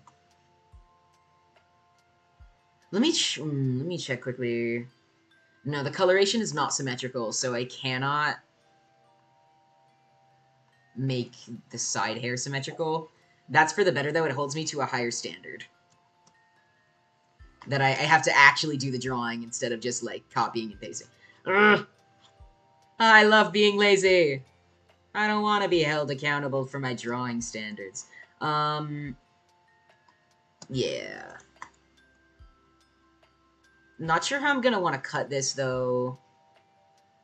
So something I want to focus on for my art, improving my art cutting specifically, is cutting the hair into more pieces.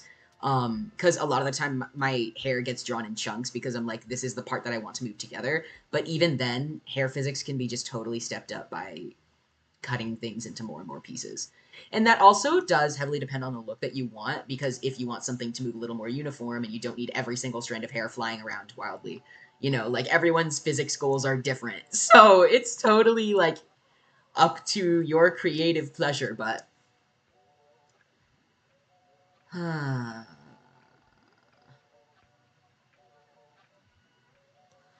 wondering how I'm gonna cut this. I have seen a model from a more professional rigger where just the hair alone was 105 layers. So I feel like that gives me comfort in thinking it's still okay and reasonable to have a lot. Like, I could cut it into a lot, and even then I probably won't have 100 layers of hair. So, like I feel like held back by my worry about if it's unusual for me to have so many layers on something when that should really be my goal, honestly. This line art is, I think, a bit thinner than I'm used to working with, which is already a step in the right direction, but also pretty intimidating.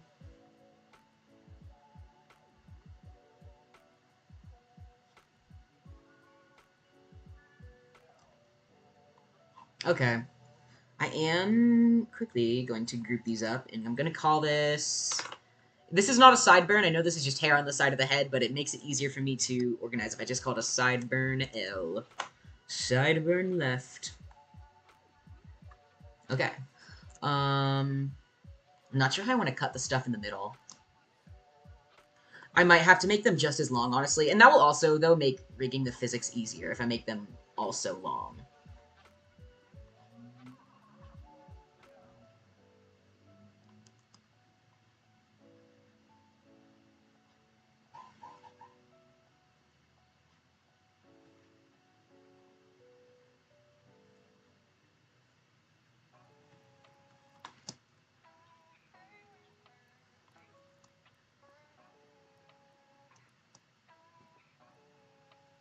Might turn the face opacity down so I can focus on what I'm drawing. Okay, yeah, it should go a little bit faster from here because I'm just lining and not coloring. I spent a lot of time laboring over how I wanted to detail the face, though. That was a little ridiculous of me. I'm sorry. I'm so silly. It's okay though.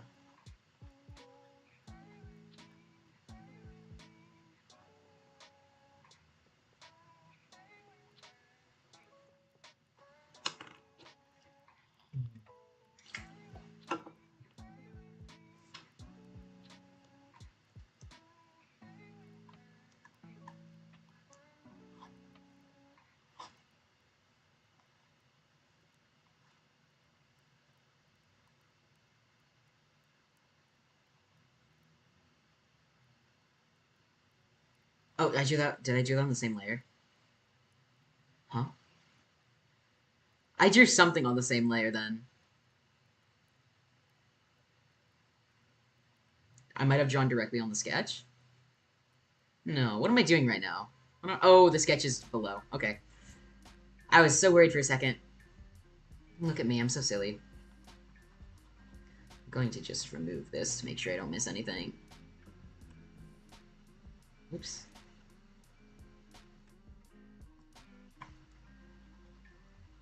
I actually should totally be saving right now. I have not been saving. That could have been catastrophic.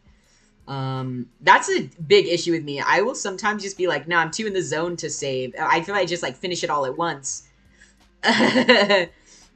Thankfully, all the programs I've used, if it ever crashes on me while I'm drawing, it saves a backup. And Krita does the same thing, which is very reassuring.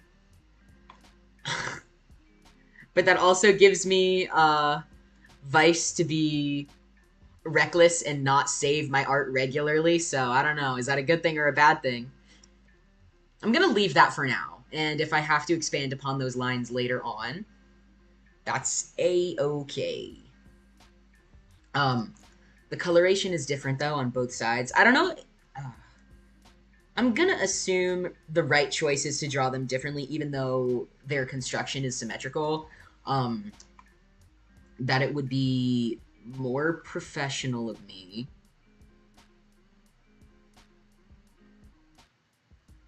Where's the sketch for that? Okay, I'm gonna delete that.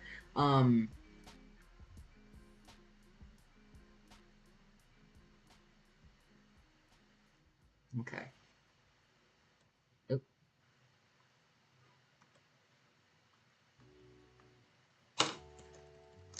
I'm going to guess that drawing them separately and not having them be like symmetrical in line art, even though the structure is symmetrical, it's a really tough battle between like, is it more professional to have the art come out looking organic and as if the artist actually spent time drawing each individual piece, or considering that this specific part of the model is symmetrical, would it be more professional to make the model literally technically symmetrical?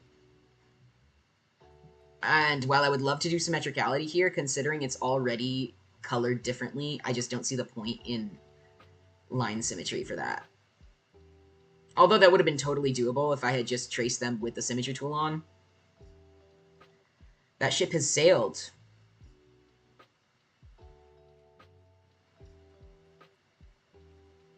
Am I coping? No. No, I'm making the right choice. I knew I didn't want it to be symmetrical. I just don't see the point of that if the color is different. This gives me an opportunity to make more layers or make more separation. Like, I don't know, I just think this is good for me. I'm not coping, I swear. I'm not malding.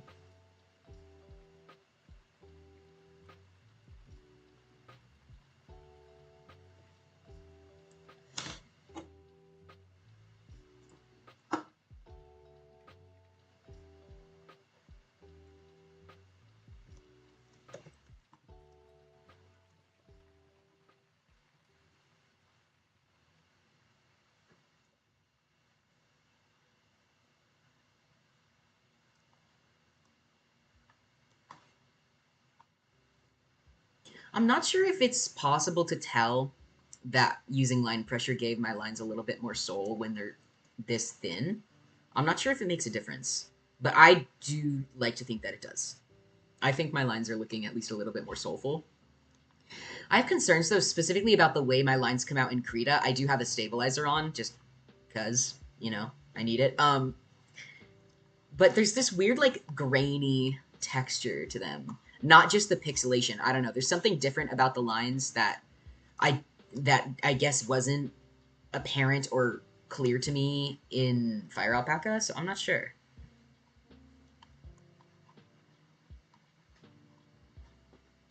Also, fun fact, just because I'm a yapper and I need to share this, I haven't told anyone yet, but I left my earrings that I typically wear, because I have quite a few piercings in both my ears, and I had three sets of earrings that would always stay in all three of my lobes, all three of my lobe piercings on both ears, and I have had them in cleaning solution for a couple days.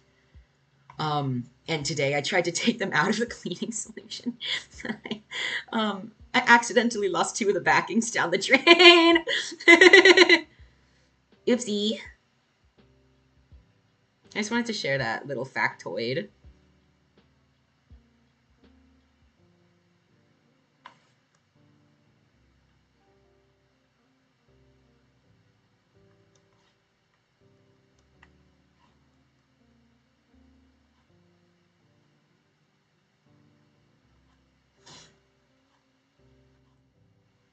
And it's no big deal because I have so many earrings for all of my 50 million piercings, but um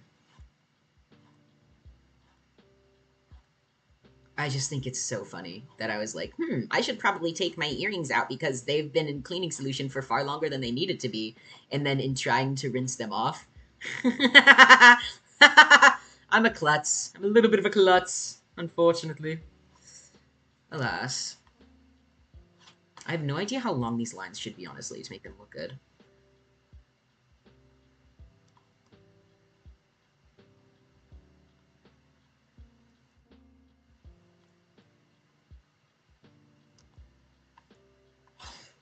I feel like they consistently end around here,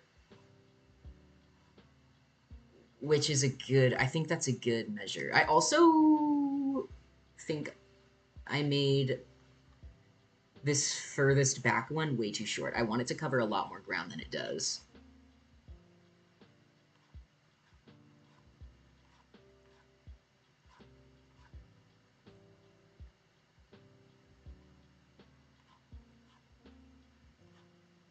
This is a moment like this is why it would have been helpful if I had sketched out more layers than just the one and then cut it during line art. It can be really hard to gauge how much I should cut during sketch and how much I should cut during line art. It's also really difficult when having hundreds of layers in a single file takes up so many resources and confuses your poor little laptop. um, because of course I use a gaming laptop and not something more professional, but um, it's really hard to gauge how much you should be cutting before and after. Because all the time, like, one of the main questions I get about art cutting is like, and not that I receive a lot of questions about art cutting, but I mean, like, earlier on when I was trying my best to like stream and help and explain art cutting, um, the biggest question is always, do you cut during the sketch or do you just cut the artwork after it's done? This is the one thing that I think is like every artist does differently, and or it is weird that I cut my sketch first, then the art.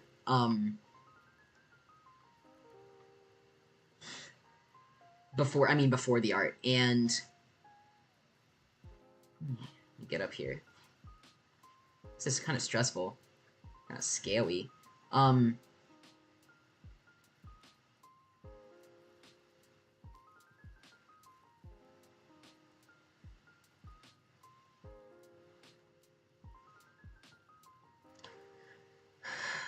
so even though I do like to cut my art before it's completed, and that also does create complications because it's going to be really hard to render a drawing piece by piece and you don't know how it's going to look all together, and then that ends up making it look weird, and then you have to figure out how to make it cohesive. It is really hard to do the cutting first, but for some reason that is just the method that works for me in my brain, I guess. I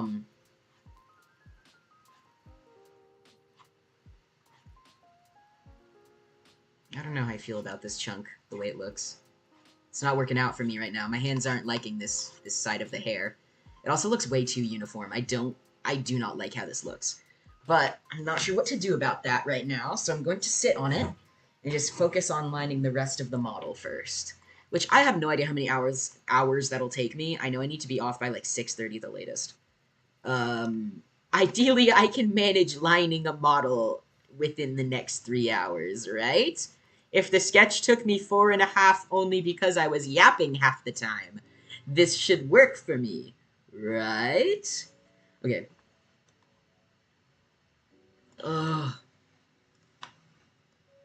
Something that always gets me about cutting the top of the head hair is that when the model looks down, the back of the hair becomes visible, and that's like, oh, this is the part I never get. This is the part I never get how to cut. I'm sorry I keep referencing my own model, but see, like, I don't like how I did this cutting. And I need to reference my own model to see how I can improve upon my own drawing, which is why I bring it up so much. I keep looking at it to be like, I did so much wrong with this model that I could improve upon. And that's like part of why I'm looking into improving my art now. Like, I want my next model to be industry standard.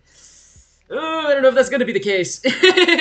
um, See what's visible at the top of my head. I believe you can see my mouse. What's visible at the top of my head is the back of the hair. Like that is nothing drawn in front of my face skin.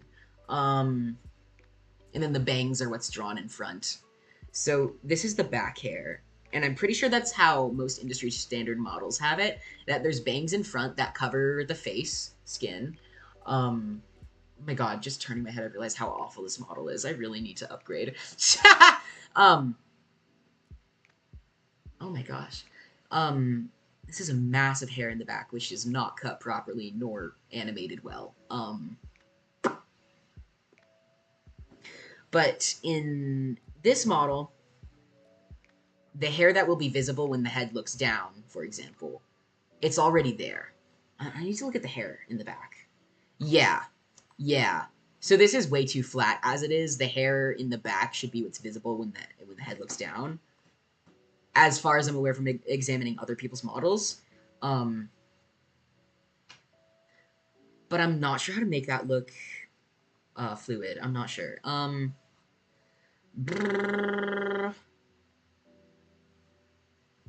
This is doable. Um, let's see.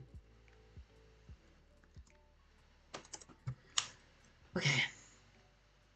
I think the bangs on the right are in front.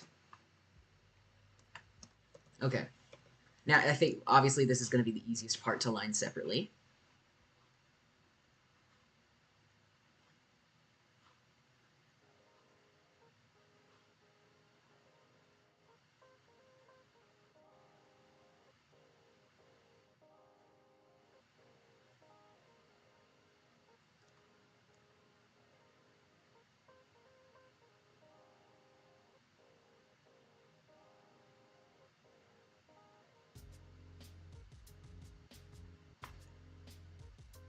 I totally was worried the music was glitching out, but I think that was a stylistic choice. It's kind of awesome. um, Let me see. I actually don't like how that went. I don't like this. I don't like this. Never gonna be satisfied with my own art. I don't think any artist is, honestly. I mean, not ever, but I mean, like, I feel like it's the curse of being a creative. It's like nothing is ever perfect enough for you. I strive to be an artist who overcomes that. um, or finding perfection in some way, but I don't know. It's just tough out here. I'm not sure how I want to tackle the hair in the back of the head. Because I might be able to do it just like this, honestly. I wonder how I can manage, like, the hair looking down. This is one of the things that, like, the face movements from side to side and up and down are out of everything, out of physics, out of body movement, out of eye movement. Head looking up and down is by far still the hardest thing for me to rig. Which is so weird because it's one of the first things, you know? It's like the biggest. It's also, since the face is such a huge focal part of the model, you know? How are you going to be bad at rigging face XY? But it's one of the things I gotta work on. Okay, I'm also going to lower the opacity here because that's getting in my way. I think it could. No. Yeah, I could also have this coming from the same spot. Pew. That's not so bad. Now that I got the sideburn hair out of the way. Okay.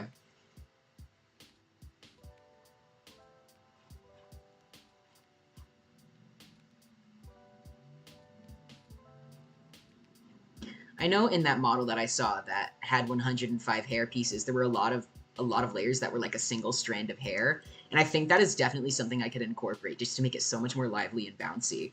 But I wonder, that would just add so many extra hair physics parameters if I really wanted it to make a difference. I think I'm excited to take that challenge on, actually. Like, I do want to see what limits I could push with my hair physics. But I also wonder what limits my computer can handle. I'm so worried already about how large the size of this file is going to interact. I don't know. We're gonna have to see. Um, okay. I'm not sure how I'm going to handle the part, honestly. I have no idea what that's gonna look like. You know what? I'm going to bring it out this... No. I'm going to bring it out that much, in that I'm going to just use my rigging capabilities to make this...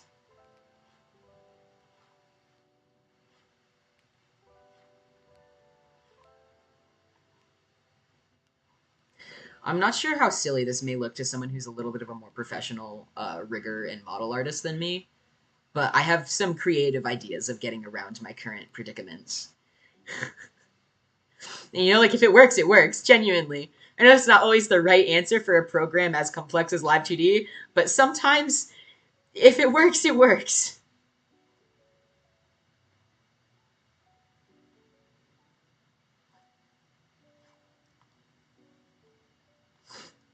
Hmm.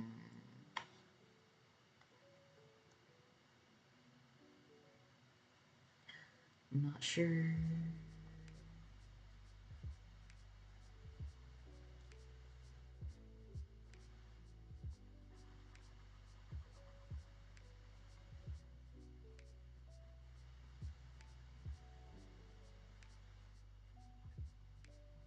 I'm not sure, because the thing is, a lot of the ground and the coverage here is coming from these bangs, and I'm not sure how that's going to affect the head XY movement. Oh, it's a nightmare. It's a nightmare. I cannot imagine drawing a model without understanding Live 2D.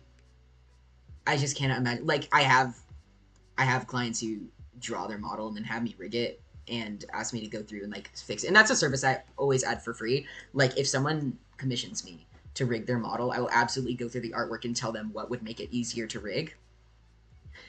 And I just don't know how they do it. Like, it's impressive, genuinely. I have no idea how one could ever draw a model without understanding how Live 2D works. It's crazy. That is such an asset and a skill. Like, the amount, because there's always going to be little things, like even in my own art, that I have to go back and be like, okay, so if I want this to function in Live 2D properly, I got to fix this. And there's always going to be little things like that. But like, at a base level, being able to cut art properly is just something I'll never understand. I feel like at a certain point as an artist, you just kind of start to understand Live 2D. I know that's not how it works. I try to remember back to a time when I didn't understand Live 2D, and like, I get it. You know, progress is progress, but I don't know. That's just crazy to me. Like, especially like, being a professional model artist, I guess. I don't know. I don't know how that would work. People are so talented and skilled. I just don't even know anymore. Okay.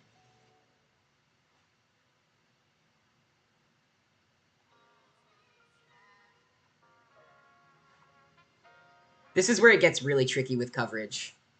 This is where the coverage gets really tricky. I'm not sure how I'm gonna finesse this, honestly. I'm gonna have to be really creative. I am going to have to be extremely creative with how I do my rigging, I think. There might be a lot of back and forth, honestly. I'm probably gonna have to do a lot of back and forth to...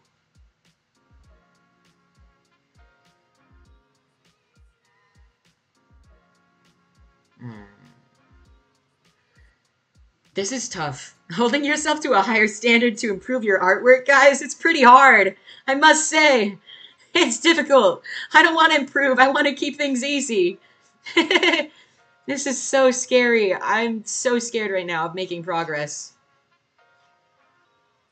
Getting better than where I'm at now means a lot of hard work and effort, and that is scary.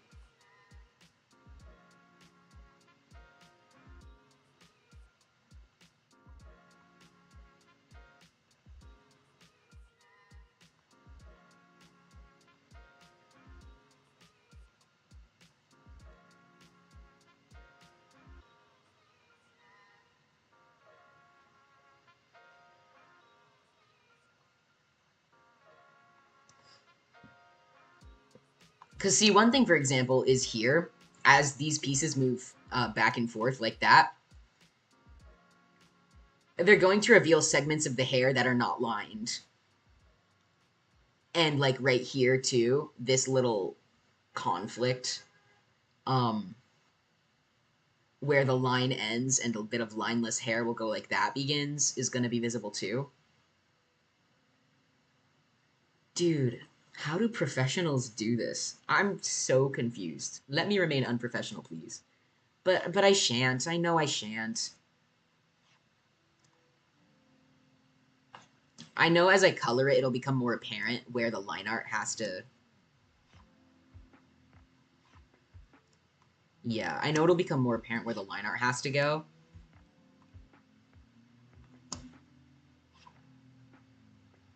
This is tricky.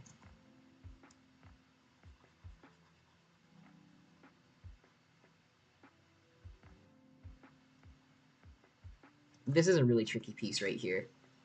Because I know it's necessary for the look of the drawing, but this will also create some strange conflicts with this piece right here when it moves and becomes visible, and that's not what I want in any capacity. Let me see the back of the hair again. Okay. Oh my gosh, this is gonna be such a nightmare. Curse me for wanting to improve my skills. Good lord. It's gonna be such a nightmare! It's okay. I will get there. I'll cross that bridge. I'm gonna be big about it. Okay.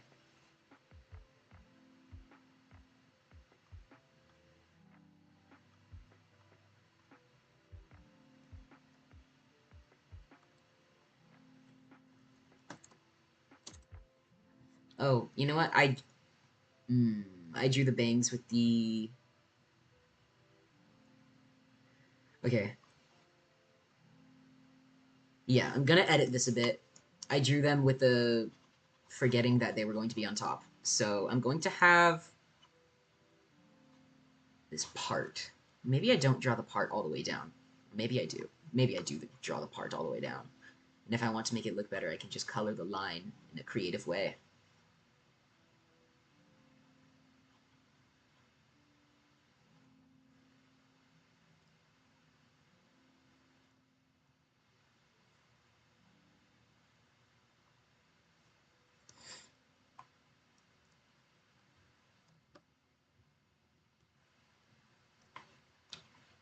This is going to take a lot of delicacy to rig it the way that I've drawn it, so I'm not sure how the coloring is going to affect my options. I'll probably have to do a little bit of back and forth between Live 2D and drawing to make sure that it's all functional, honestly.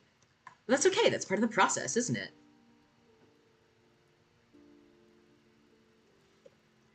At least as much as me improving my artwork goes. I should hope it's part of the process. So I guess that does answer my question of whether or not I'm going to rig it, because I'm not going to improve unless I can figure out how this functions. But, anyways...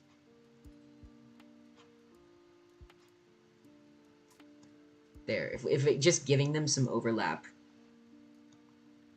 will help with visibility conflicts. Look at that. Beautiful.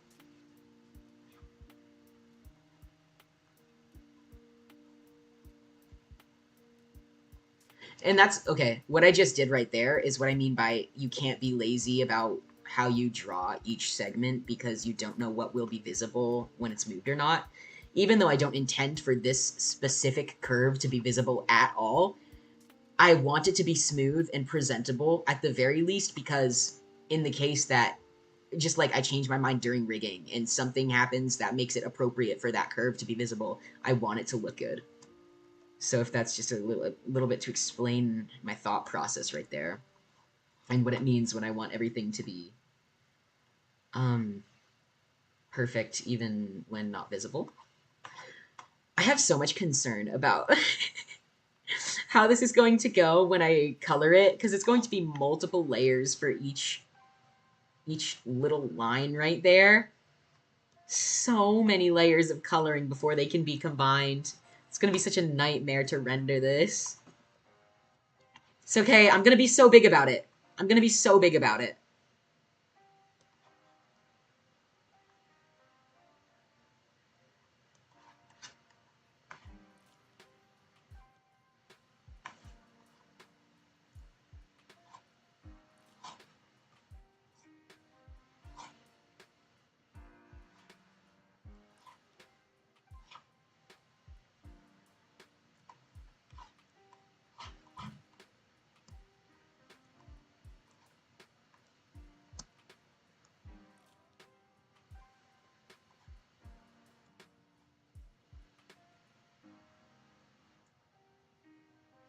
Oh my gosh, thank you. Thank you for saying that.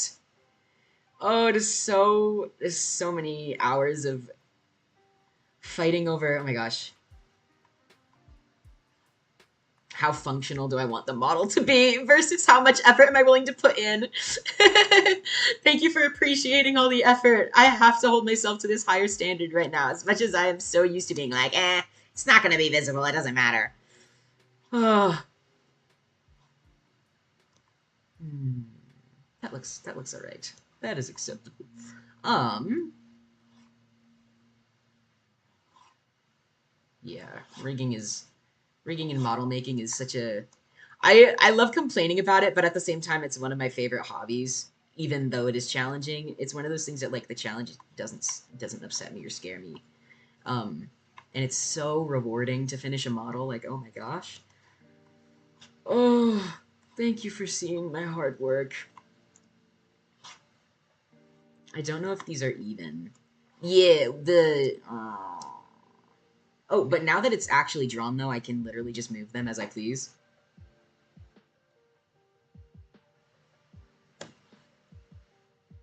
I can bring it lower.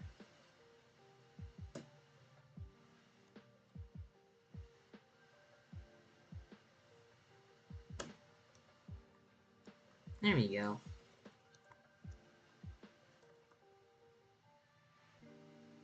Hmm.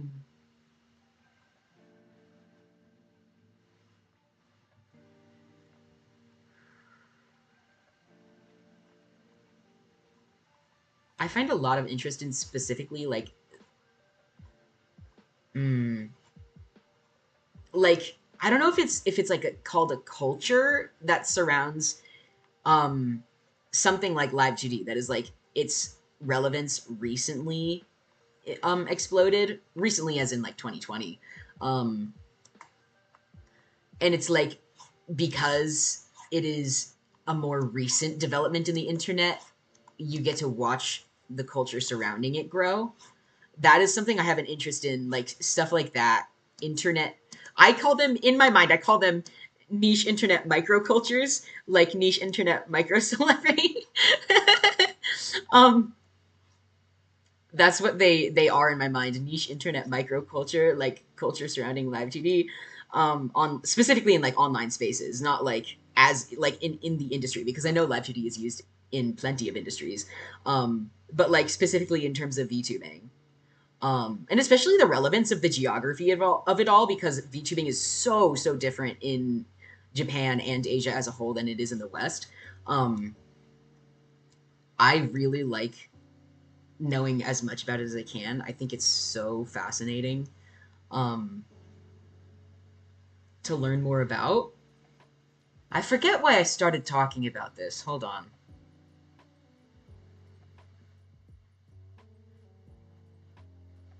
I don't know. I just am so obsessed with live 2D, and the way it interacts with the VTuber community.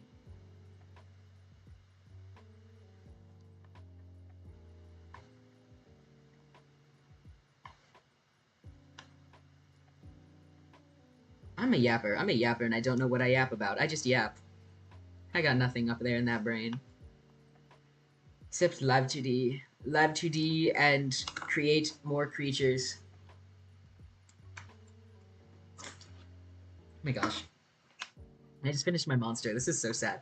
But on the same page, it also just took me 2 hours to drink that monster, which is kind of crazy. Okay. That is so silly. It's all done, and that's a lot more hair layers than I think I've ever had on any one model, barring the fact that I haven't even done the back of the head.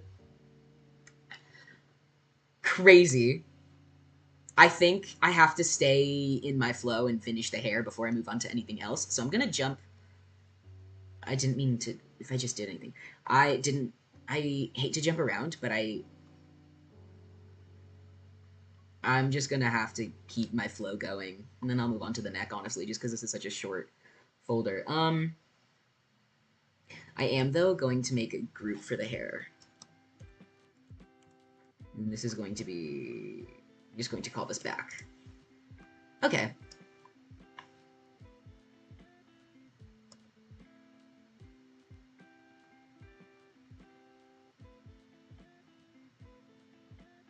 I think so. Oh, something funny though about my interest in like what I call niche internet microcultures is that I am actually not really that into VTubers. At least not as much as I thought I was when I first got into VTubing as a whole, and started learning Lab 2D for VTubing. I wasn't really into watching VTubers, especially like I've talked about this a lot before. Watching streams is just not the type of media I like to intake. And that's why streaming can also be hard for me. It's not really the kind of content that I expected to create when I got into video creation when I was younger. It's funny because I got into VTubing without being interested so much in the content as my interest aligns with just the culture of VTubing. It's so interesting. I've watched so many like video essays about why certain things that happened meant so much to the VTuber community, like VTuber drama. Not because I'm into drama, but because I'm so fascinated with the way the internet responds. It's so much fun though. It's such a fascinating topic to dive into. There's so much to learn about. There's so much to study. Okay, I actually don't have any clue how to cut this area. Ah.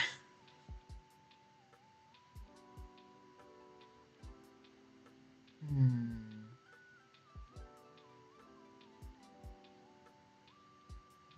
I think it's appropriate of me. A lot of this is going to be covered since I plan on using the front of the hair to show the head moving. I don't know how that's going to affect the hair strands, like this one right here. I don't know how that's going to work out, but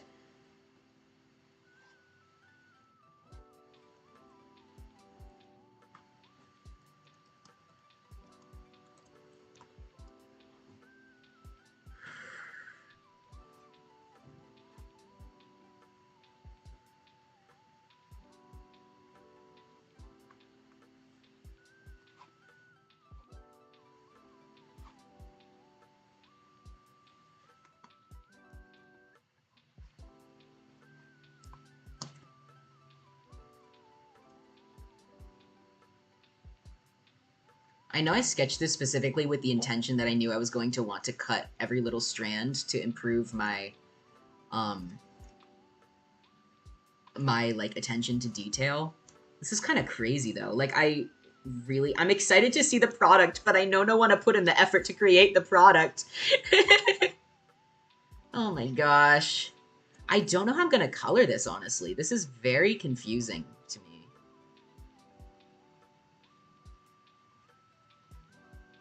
Hmm. I'm intrigued. I'm intrigued to see how future me will problem solve this. And future me is gonna hate present me. Princey, why did you leave this so undecided? Why is this so confusing? That's a problem for future Princey. Not right now, Princey. I'll take care of that later. It's not my problem right now.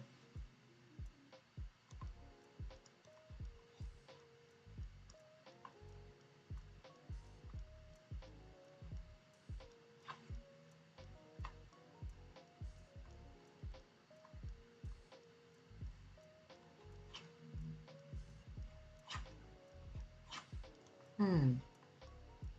I think a lot of this is going to be trial and error. I think just like with the nature of how I'm experimenting, I'm not going to be able to go back and fix that every strand of hair might not be lined in the way that I need it to be.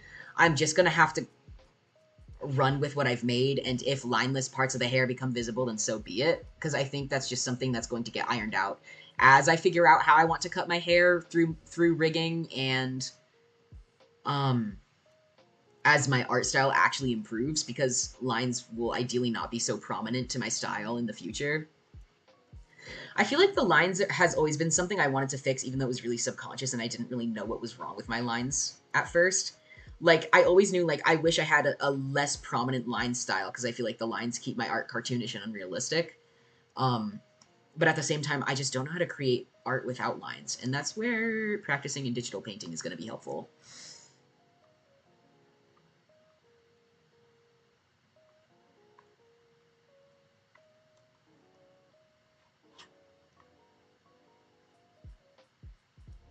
Okay, I think this is a good start. I think this is doable right here.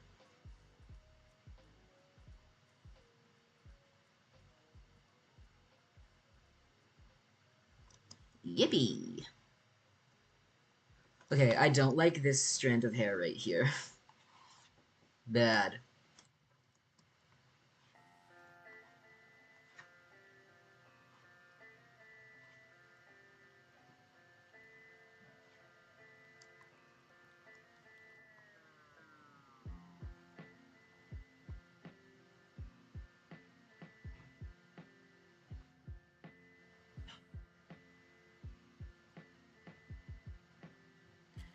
It's a matter of I don't know which of these strands are going to be moving together, or how I'm going to separate the physics portion of it. Because it would be really cool if they moved at different rates, made it just a little bit more flowy, but that also might be really confusing to look at physics wise.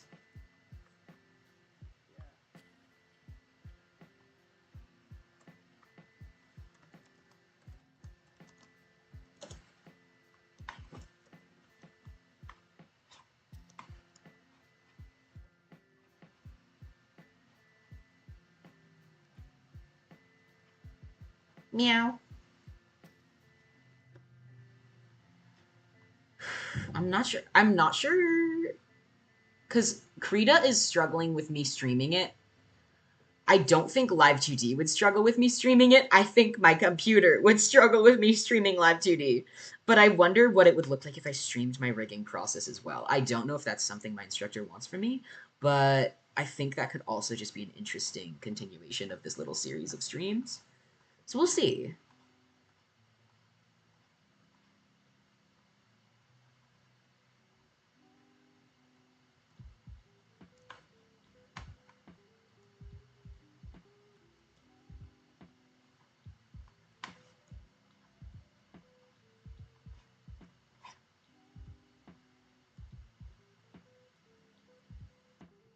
Meow.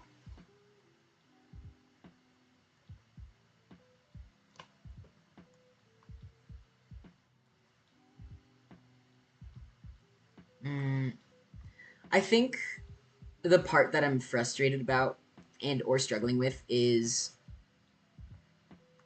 that I don't want the lines of like right here, this little intersection. I don't want this line going up to be too long, but the shorter I make it, the harder it'll be to hide the lineless portion of the hair. That might just have to be like a quality thing I have to accept, that if I want the lines to look like that, lineless portions will be visible. And is that something that I'm okay with? Is that a finished part of the model that I'm okay with being seen? I don't know.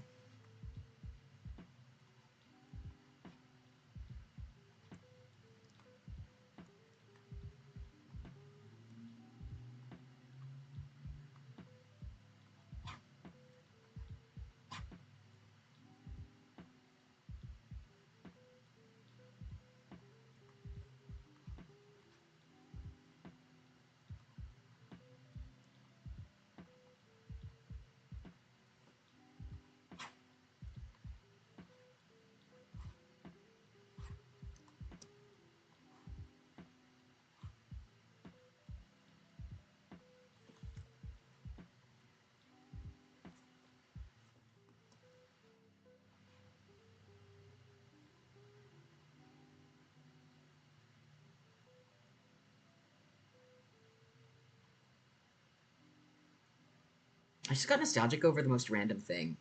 I just remembered that in elementary school they used to sit us down in big circles and watch a teacher read us a picture book. And I just realized that is so nostalgic. Like we would just get stories for fun. I want that again. I want picture books again. That's awesome. That was so much fun, bro. I used to love school. When I was in elementary school, I was like, yippee, we got a story due at 9 a.m. I was so excited for that. I don't know.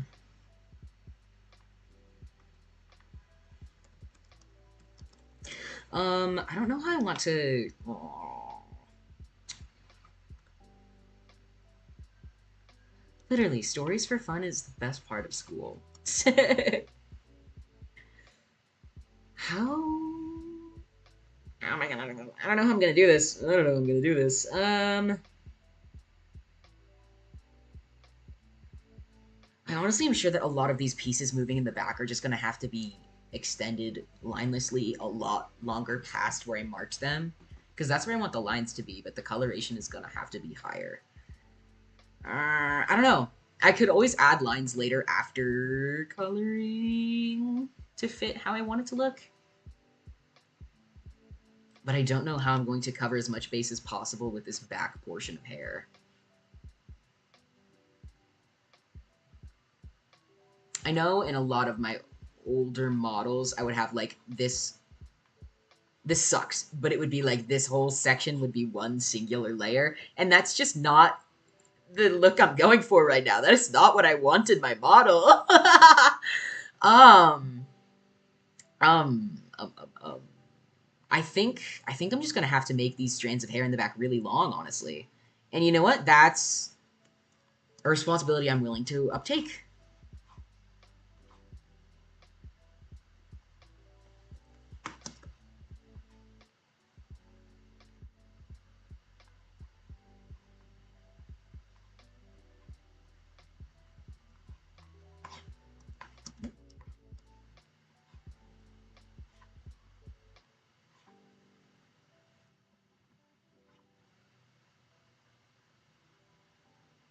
This is going to be a very challenging model for me. I think honestly, haircutting in general is really difficult, especially if you don't know what level of detail in the physics and movement you want. It's going to be difficult to color this the way I want, because I don't even know what way I want. I don't even know. Alas.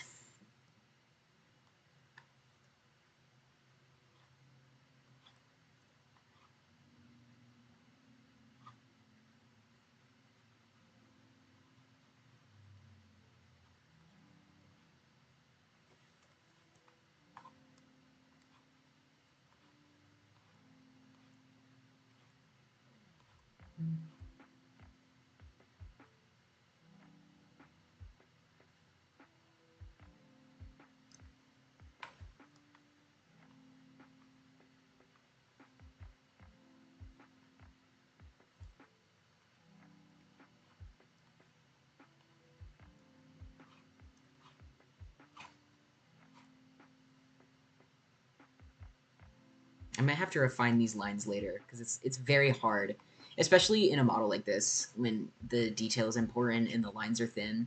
It's quite hard to make quality long strokes, but I can do this. I believe in myself. I think whatever I'm doing right now is probably the most functional cutting I've done in the entirety of the hair in terms of drawing the length really long. I think this is going to be the best for me to work with, even more than like right here what I did. I think what I'm doing right now, I don't know how to describe it. What I'm doing right now is just better. And I'm making improvement. That's good. I'm making improvements. I'm gonna have to see though how to block all of this in with color. It's not going to be super realistic for me to do all of that with just the back hair here. And it's very lazy to just like create a mask for it, I guess, to cover that up. I don't think that's the most functional way to do that.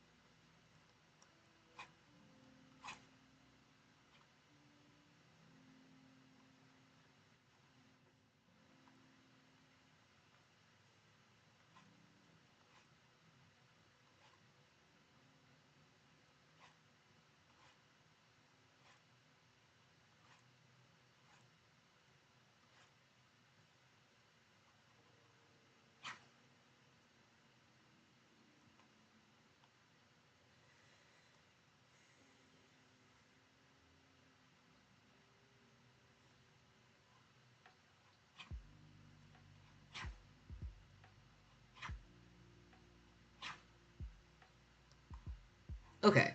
I think I can figure out how to make the back work now. I can figure this out for sure.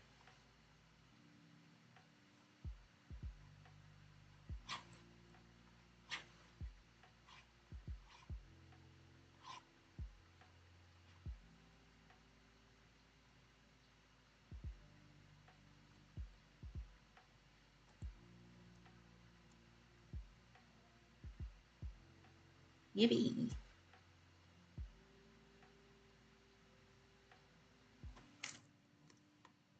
Okay.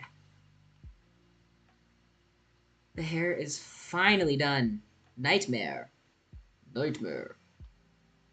Oh my gosh. Look at that. That's a nightmare. This is like at least 30 layers of hair. So I'm. Oh my gosh. That might even be. That might be overestimating myself. But this has got to be like.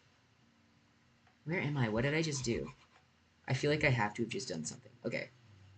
Um. This is a lot more than I'm used to. So I think in my book I've made a little bit of progress. But now it is time to line the neck. And this is where I can probably bear to I could line the stitches right here, right now. It's a matter of I don't know how I want the collarbone to move. But we can cross that bridge when we get there.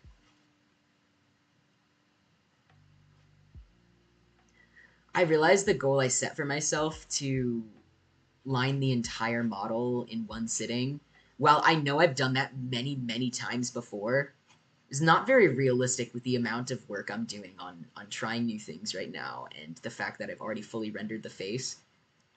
Ugh. I know I used to do it like it was nothing, but I don't have the energy for that these days. I might focus on all the head centric things and then call it quits for the night. And I could schedule another stream for lining the rest of the body. Because honestly, as much as my computer is not taking the best to the amount of layers I'm working with right now, I think it could handle me lining the rest of the body. And who knows, if it takes that well, I could even stream myself coloring. Although that's not as necessary because the coloring will not account for any of the art cutting, which is what I'm actually focusing on showing right now. I don't know. It still might be helpful for my process to show. I'll think about it once it's all lined. What would be the best way for me to move forward? I wonder if because the thing is, if I do plan on taking this model uh to rig, right?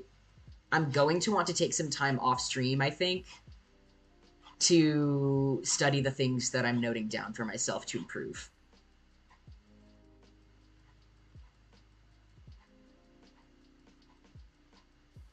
I think I'm going to note down to study how to cut hair.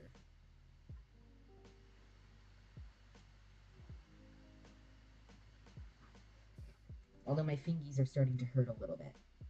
So honestly, it would not be a bad idea to stop after I finish on all the head-centric stuff. And it is getting a little bit late. I honestly didn't expect it to take me that long. But obviously I was not accounting to be rendering eyes and mouth for 2 hours. Bruh, I hate drawing. I just feel like saying it sometimes, but I don't mean it. I'm sorry, drawing. I don't hate you. I know I have to be focusing on making even these lines down here look prettier, but I know it's not necessary, but I know I have to do it. But I don't wanna. I no wanna. That's fine. It's fine for now. You can see my resolve disappear as I get a little bit tired. What? What the Sigma?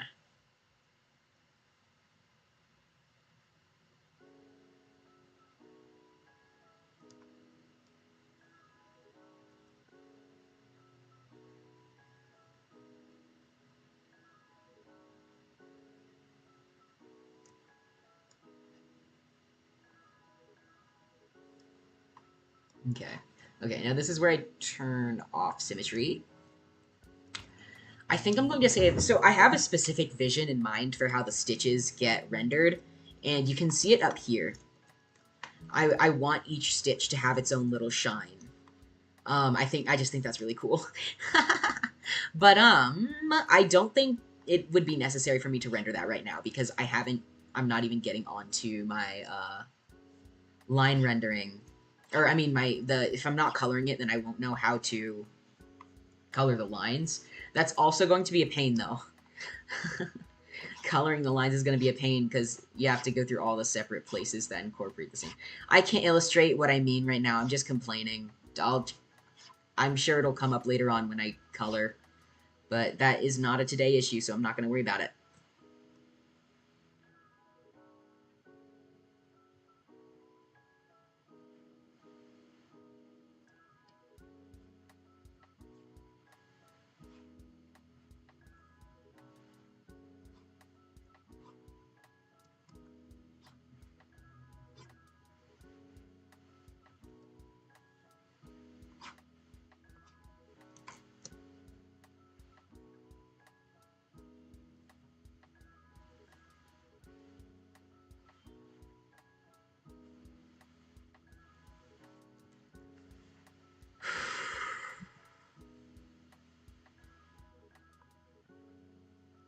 I'm not liking this situation.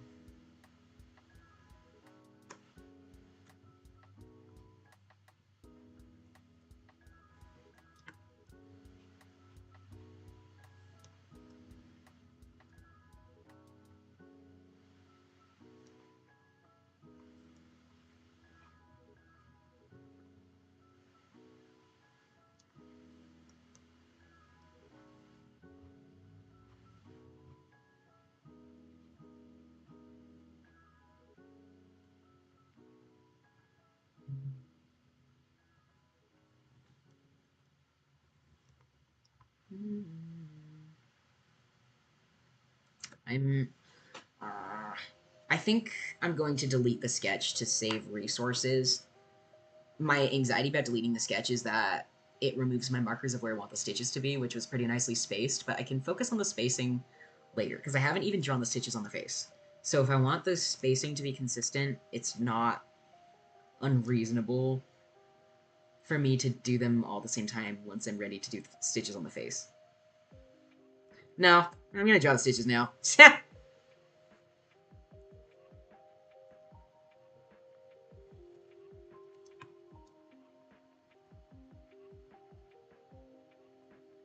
I honestly, though, might even want them to be a different kind of brush.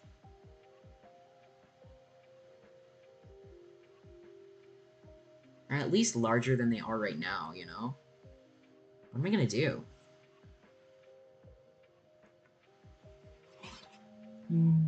Not that. I don't want that. Not that either. I don't like any of these brushes. I don't want to mess with my sizing, though. I like the size that the brush is at right now. I might... I might leave it like it is, because even if I focus on getting it perfect in every stitch, when I zoom out, it's going to be uneven, because that's how copying your sketch directly goes. I'll worry about that later. No, I won't. Fine, I concede. I will use a larger brush size.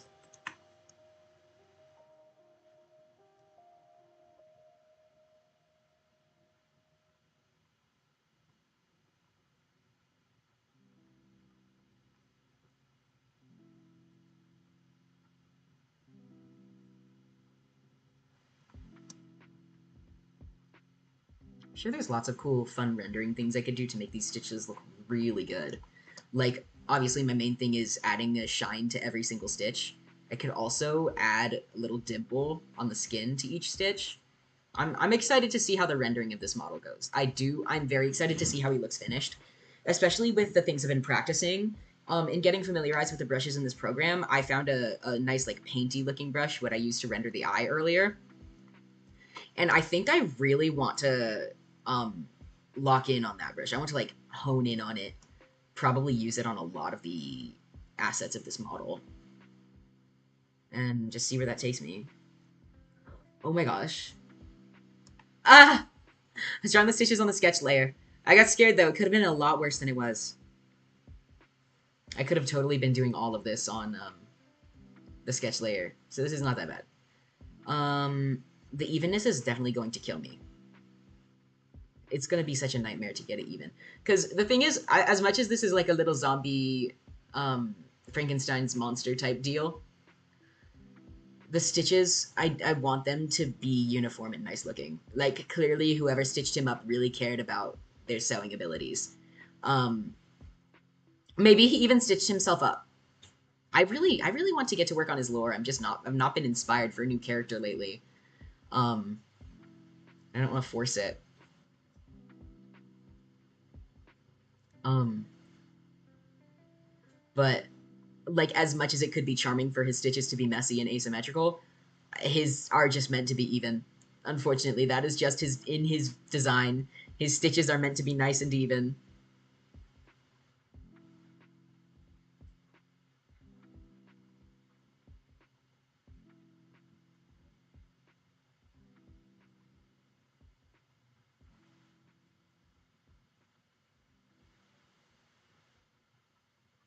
Oh my gosh.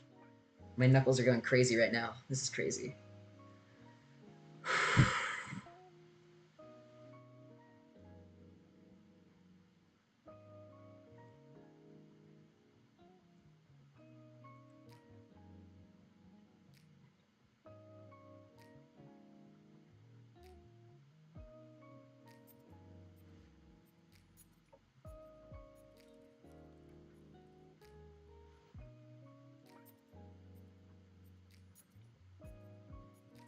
I'm sure there's a more efficient way I could be doing this. Like there's probably a brush that makes nice lines. I don't know. I think in my head, in the vision, they're meant to be hand drawn and very even. I could even though like it won't hurt to just move them around as I please.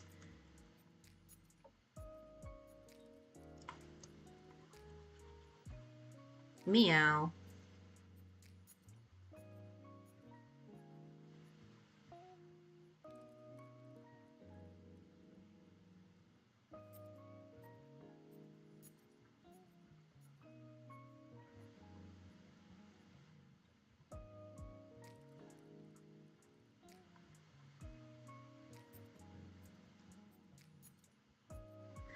Sometimes I spend way much more time than I should looking at my own art and my own posts on any social media, trying to figure out what it looks like to someone who didn't spend hours creating it. I think this is a very relatable thing that a lot of artists go through where they like stare at it until they find something wrong with it. But it's like I spend hours laboring over the perfection of certain details in a certain drawing, so to speak. And I never realized that a lot of the time it just looks the same to others because they didn't spend hours scrutinizing it. And while it can be like, oh, no one appreciates the detail of my work, I really it's not that deep. It's not about that. It's like I need to figure out how this looks to someone who didn't spend hours creating it. And I spend so much time looking at my own posts, watching them back, stuff like that, trying to figure out what it looks like to someone who isn't me. And it just boggles my mind. I can't figure it out, but I really want to know what my art looks like to someone who isn't me.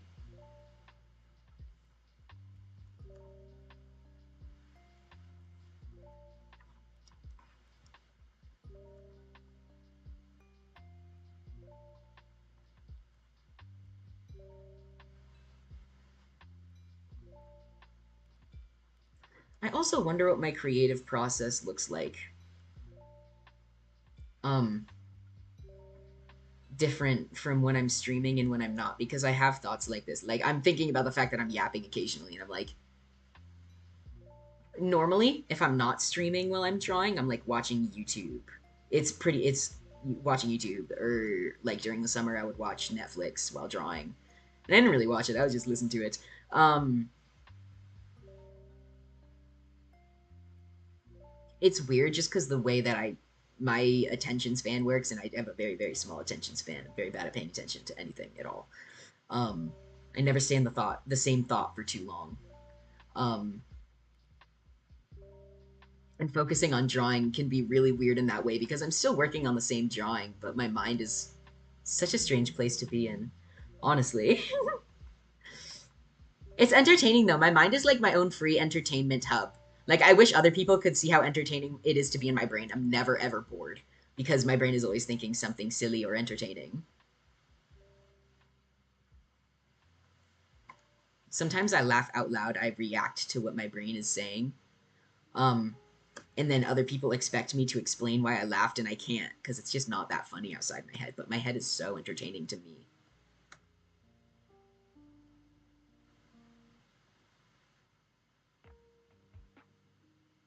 I'm not sure how to space these properly. I think I need to move this one.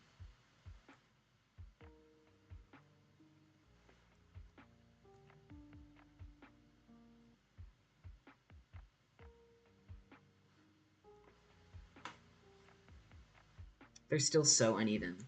I don't know what to do. It's like it's impossible if I put so much attention into making each stitch perfect that individually they're all going to be different and uneven. I feel like by hand it's really hard to create the even effect I'm looking for. Um I don't know. I don't know. At the very least, okay, I like that the stitches are shorter up top. So instead of lengthening those, I'm going to shorten the ones that are lower.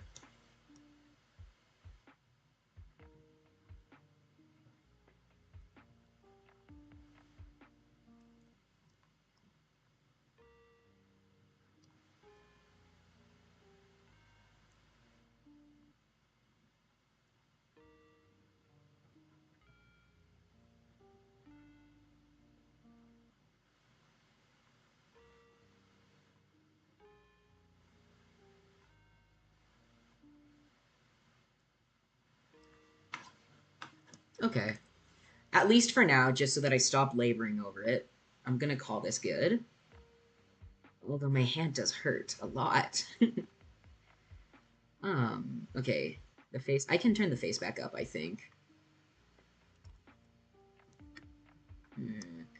I like the eye, but it feels like it won't fit in with the rest of my art style. I'm gonna have to see. I'm gonna have to see. This is a thing that confuses me about, like, if I reference a lot of different model artists and try to pick up the things that I like in each different one, will they clash when I put them together? And historically, that has not been the case for me. When I take things I like from other artists and put them into my style, like typically like because it's my style, there's a way that they fit in because the common denominator is that I'm drawing it. But I don't know. It can be. I'm worried about like improving my art moving forward if I want to conform to some form of industry standard. It's gonna be an uphill battle, but that is okay.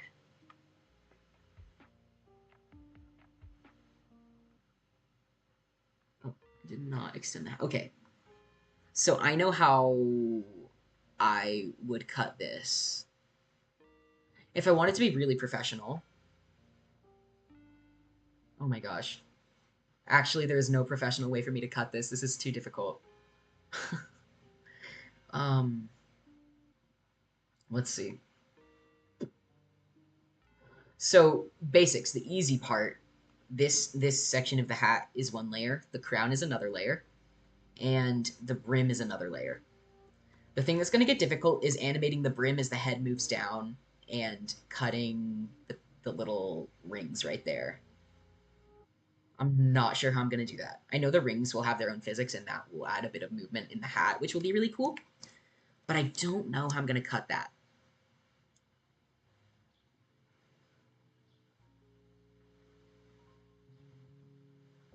Never mind. I know how I'm going to cut that. I'm so smart. Okay, cool. I figured it out. Look at me. Problem solving and stuff. I gotta lower the... There we go. Acceptable line width. Oh, I don't know how I'm gonna color it entertainingly enough because the thing is, the thinner my lines get, the more boring the inside gets because then there's so much more bland extra space of color that has to be rendered in some interesting way. So it's an all-around challenge, but I'm excited to take up this challenge of figuring out how my art's gonna look as I hold myself to higher standards. Ugh.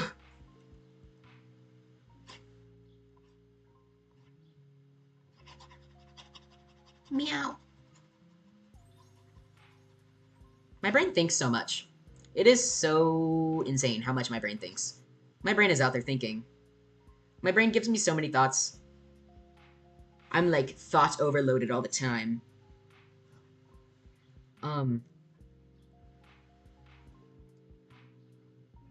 makes thinking hard, but it makes thinking hard, but I think so much. I don't know. It's hard to explain. Those if you get it, those who get it get it. Those who get it get it. um, my brain, there's just so much going on in my brain, so it's constantly entertaining, but I'm also always thinking. There's no moment of silence. Um,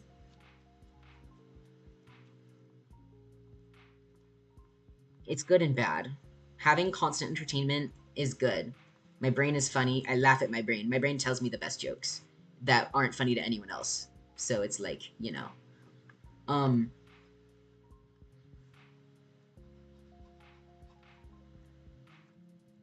I don't know. I think I'm quite funny. I never get time to be alone in my brain, which can sometimes not feel nice, but I like that my brain is so fascinating. I think my brain should be studied. Well, everyone's brain should be studied.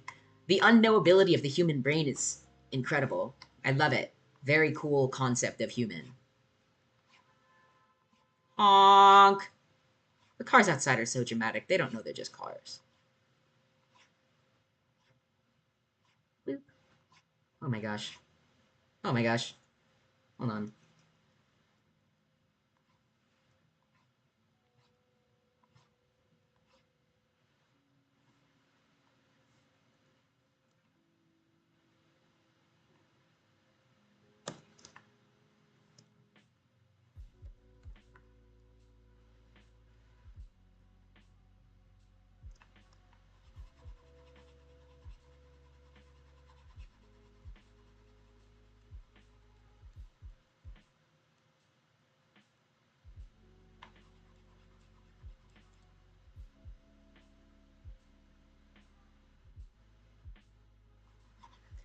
I think back to what it was like before I kind of could figure out how to rig. Even like while I was taking classes and having to constantly encourage myself not to quit because it's just such a difficult program to learn. I think back to seeing other people who would make videos with like tips about rigging or explaining certain things about rigging and being like, yeah, easy for you to say. You know how to rig. It's not hard for you. I was just so close minded at the time. It's so funny because rigging it's still hard. It's just a skill that, you figure it out. It's a fun challenge for brains that like to like unfurl puzzles. Does that make sense? People who like that the challenge with their hobby. Um, because there's like technical difficulties and stuff. Like there's always something that you figure out. Which makes live duty a little bit like a puzzle. Um, in a really cool way. But it's also not that scary and it's not that horrible. Because once you figure out how the program functions on its own, um, it's really not that bad. It's really not that bad. I was getting all bent over nothing. Well, not over nothing. It is a frustrating, difficult program. Had many a difficult nights fighting against Live 2D. Ugh. But it's so worth it though. Like now that I get the functioning and the technicality of the program, there's so much to learn and there's so much to figure out. And all those videos that would be like, here's how to be a VTuber when you teach yourself how to rig. You know what? It was worth it. It was so worth it. I miss being like a little baby rigger and figuring it out. And when I made all of the assets for my channel by myself, I was so proud of the creature I had created. Hmm. There's so much to love about VTubing, even when it doesn't really seem like your hobby, because like I'm not that into streaming. And as much as I really want to be a gamer, I'm not all that good at games, which can make streaming games very stressful for me.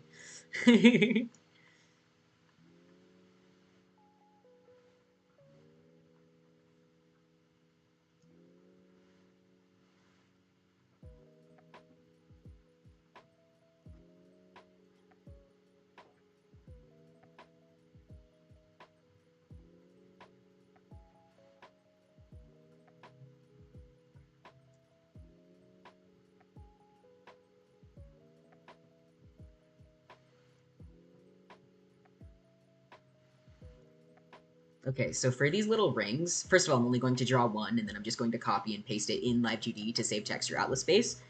But I'm going to cut it by having just one chunk in the front and then one chunk in the back, instead of like two chunks in the back for whatever look I'm going for.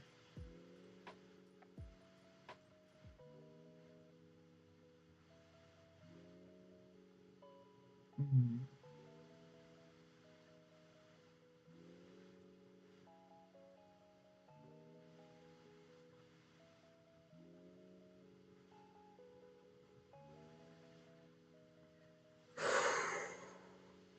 Gosh, my ring finger hurts so bad. That's the finger that always hurts the most from like drawing pains. Does that check out? Okay, I'm going to render this just because it's such a small detail. I really don't think it's that big a deal. I also, though, I think it could be really cool if I make the little crown material on the hat shiny, which I might honestly separate the line art from the rest of the texture so that I can make the crown shiny while the line art is not. Which would be really cool. Cool. I worry that I should actually line both of them differently. No, I can save texture atlas space. I'll find a way to make them look right in Live2D. Work smarter, not harder. Okay, I'm going to delete this and focus on the line art now.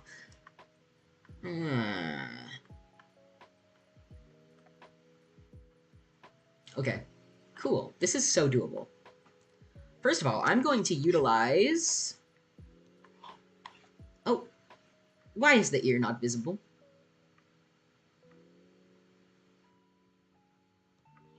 I'm going to utilize the grays from here just so that I can minimize the amount of random colors I'm using.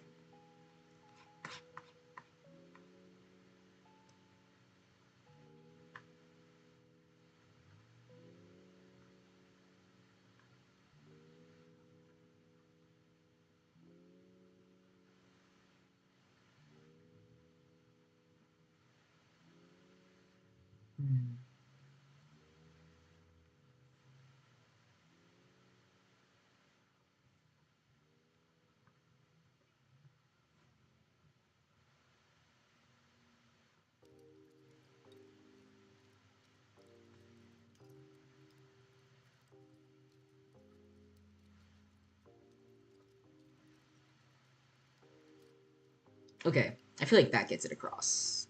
Now I just need to render that. Okay.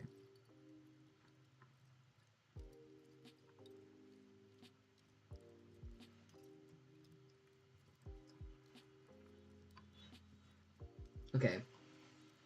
This is gonna be an airbrush moment.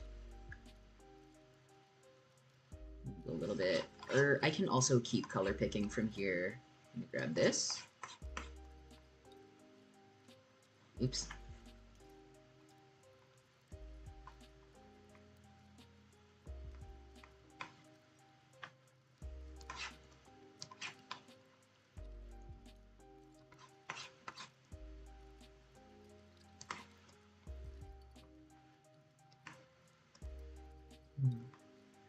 And then on that back, I am so obsessed with this little, it's like blue in the back. Yeah, that looks cool. That looks nice. And then up here, I'm going to give it some extra shine. Just because that's what I do. That's what I do.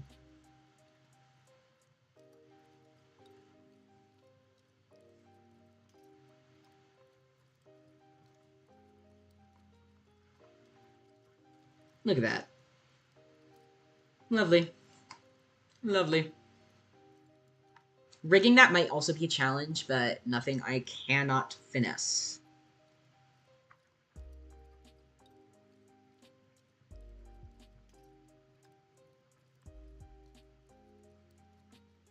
I'm going to... No, if we go down here, I'm going to make the line art. There we go.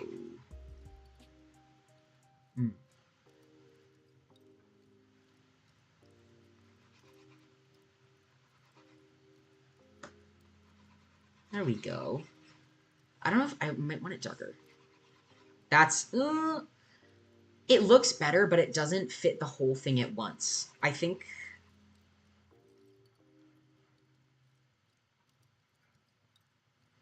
Hmm.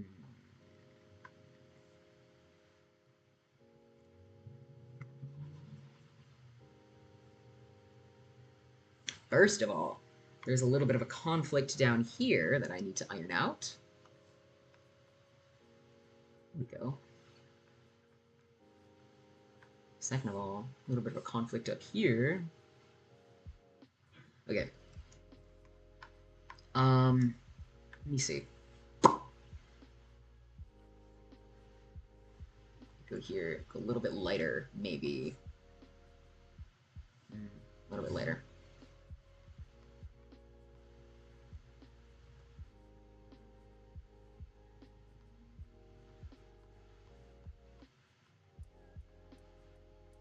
I do really like that. That is a nice effect.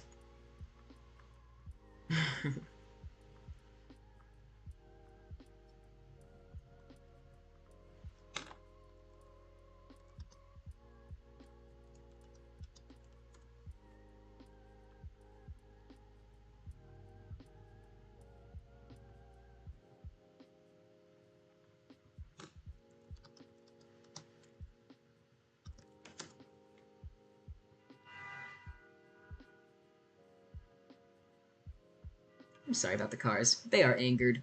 My apologies.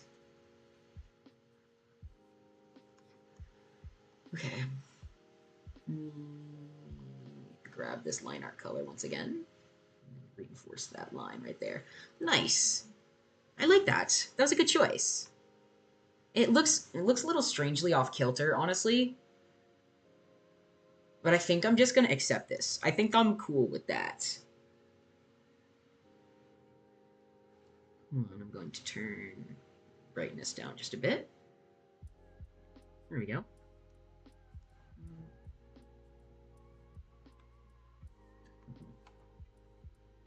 Okay, I'm chilling.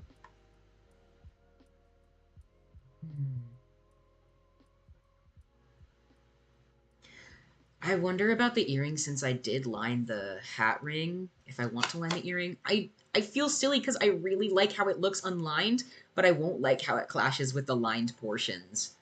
I might have to line it eventually just cuz.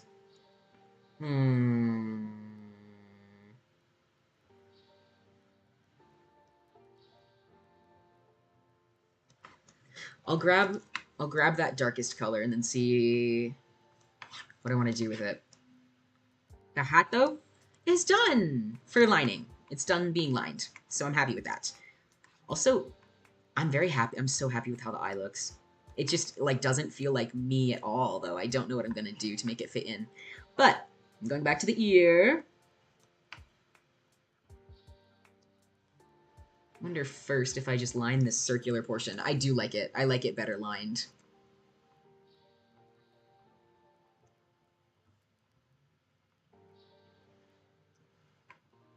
Yeah, I like it better lined. I don't know about the chain. I don't think I like the chain lined.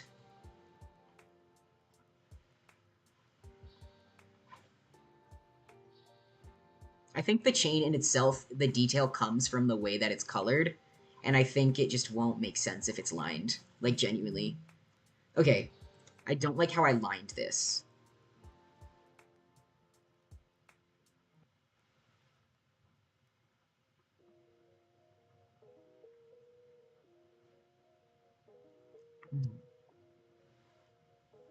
I think it's too dark.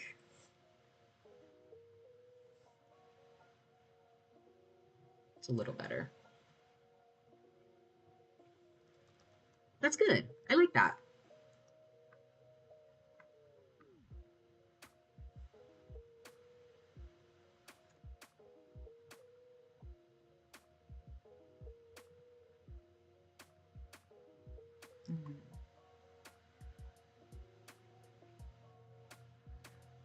It's a little bit see-through right here, though. I can see that there's like down to the pixel.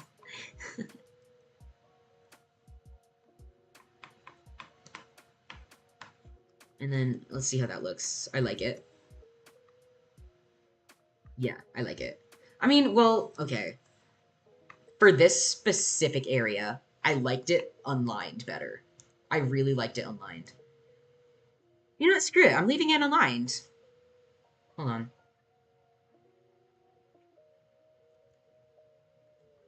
Yeah, I like it unlined better. Unfortunately, if it clashes with the rest of the drawing, that's unfortunate, because I do really, really like it unlined. Okay. That leaves us with the toggles, and then I will call it a night. Okay, the hair can go up.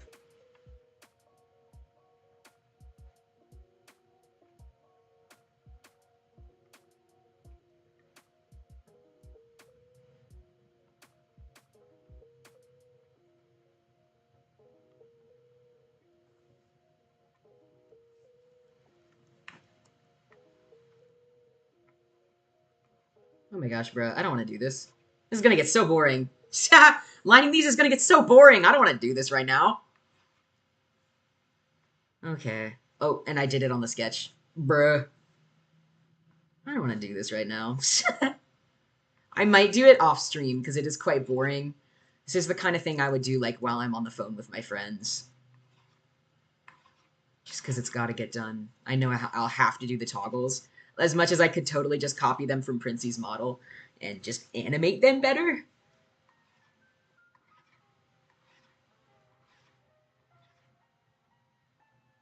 Also, my finger hurt. I think genuinely now is probably a good time to hop off. My fingers hurt. I don't want to do this. It'll be boring and unhelpful. I think now is a good natural stopping point. And this is obviously I'm gonna do it. Just because it's boring doesn't mean I'm not gonna do it. But I don't think it makes sense for me to stream it while my hands hurt. When I have much more informative, helpful things I could be streaming as soon as my hands feel better. I'll probably, yeah, I'll try to get these done between this stream and next stream just because I should get them out of the way and they're not that helpful to stream. Um, I'm quite happy with the progress I've made. Just take a look at that. Take a look at that. That's pretty cool. Especially considering the amount of work I'm doing to make my art better and the amount of rendering I actually did. It's pretty good. I did a pretty good job. Um, it's not right now. You can't see much difference from my old art and my old model art, but as soon as this kind of comes to fruition, I think I'm going to ideally be able to show a lot more of my skill. Especially in the rigging department. The thing is, I get better at rigging just by means of my standards year after year. And practice is just so huge. As much as the technical aspects and understanding live 2D better are important, the practice is so dearly important. So, you know what? I think this is a really good start to my improvement. As I get more into painting, as I practice more off stream with my actual personal art, it gets better, it gets easier, but I think this is a really good spot to stop at, and I can continue on some of the less interesting parts off stream. I'm gonna hit save before I do anything dumb. But that was awesome. I think this is a really good follow up to having gotten really stressed last time deleting it because it wasn't working out for me. Um, yeah. Thank you so much to everyone who stopped by. I am going to go chill and enjoy the rest of my night. Um, Thank you so much, everyone who stopped by. I had so much fun, and I cannot wait to continue working on my model. Um, yeah, there's no normal way to end this stream right now because my whole screen is up. But thank you so much, and goodbye.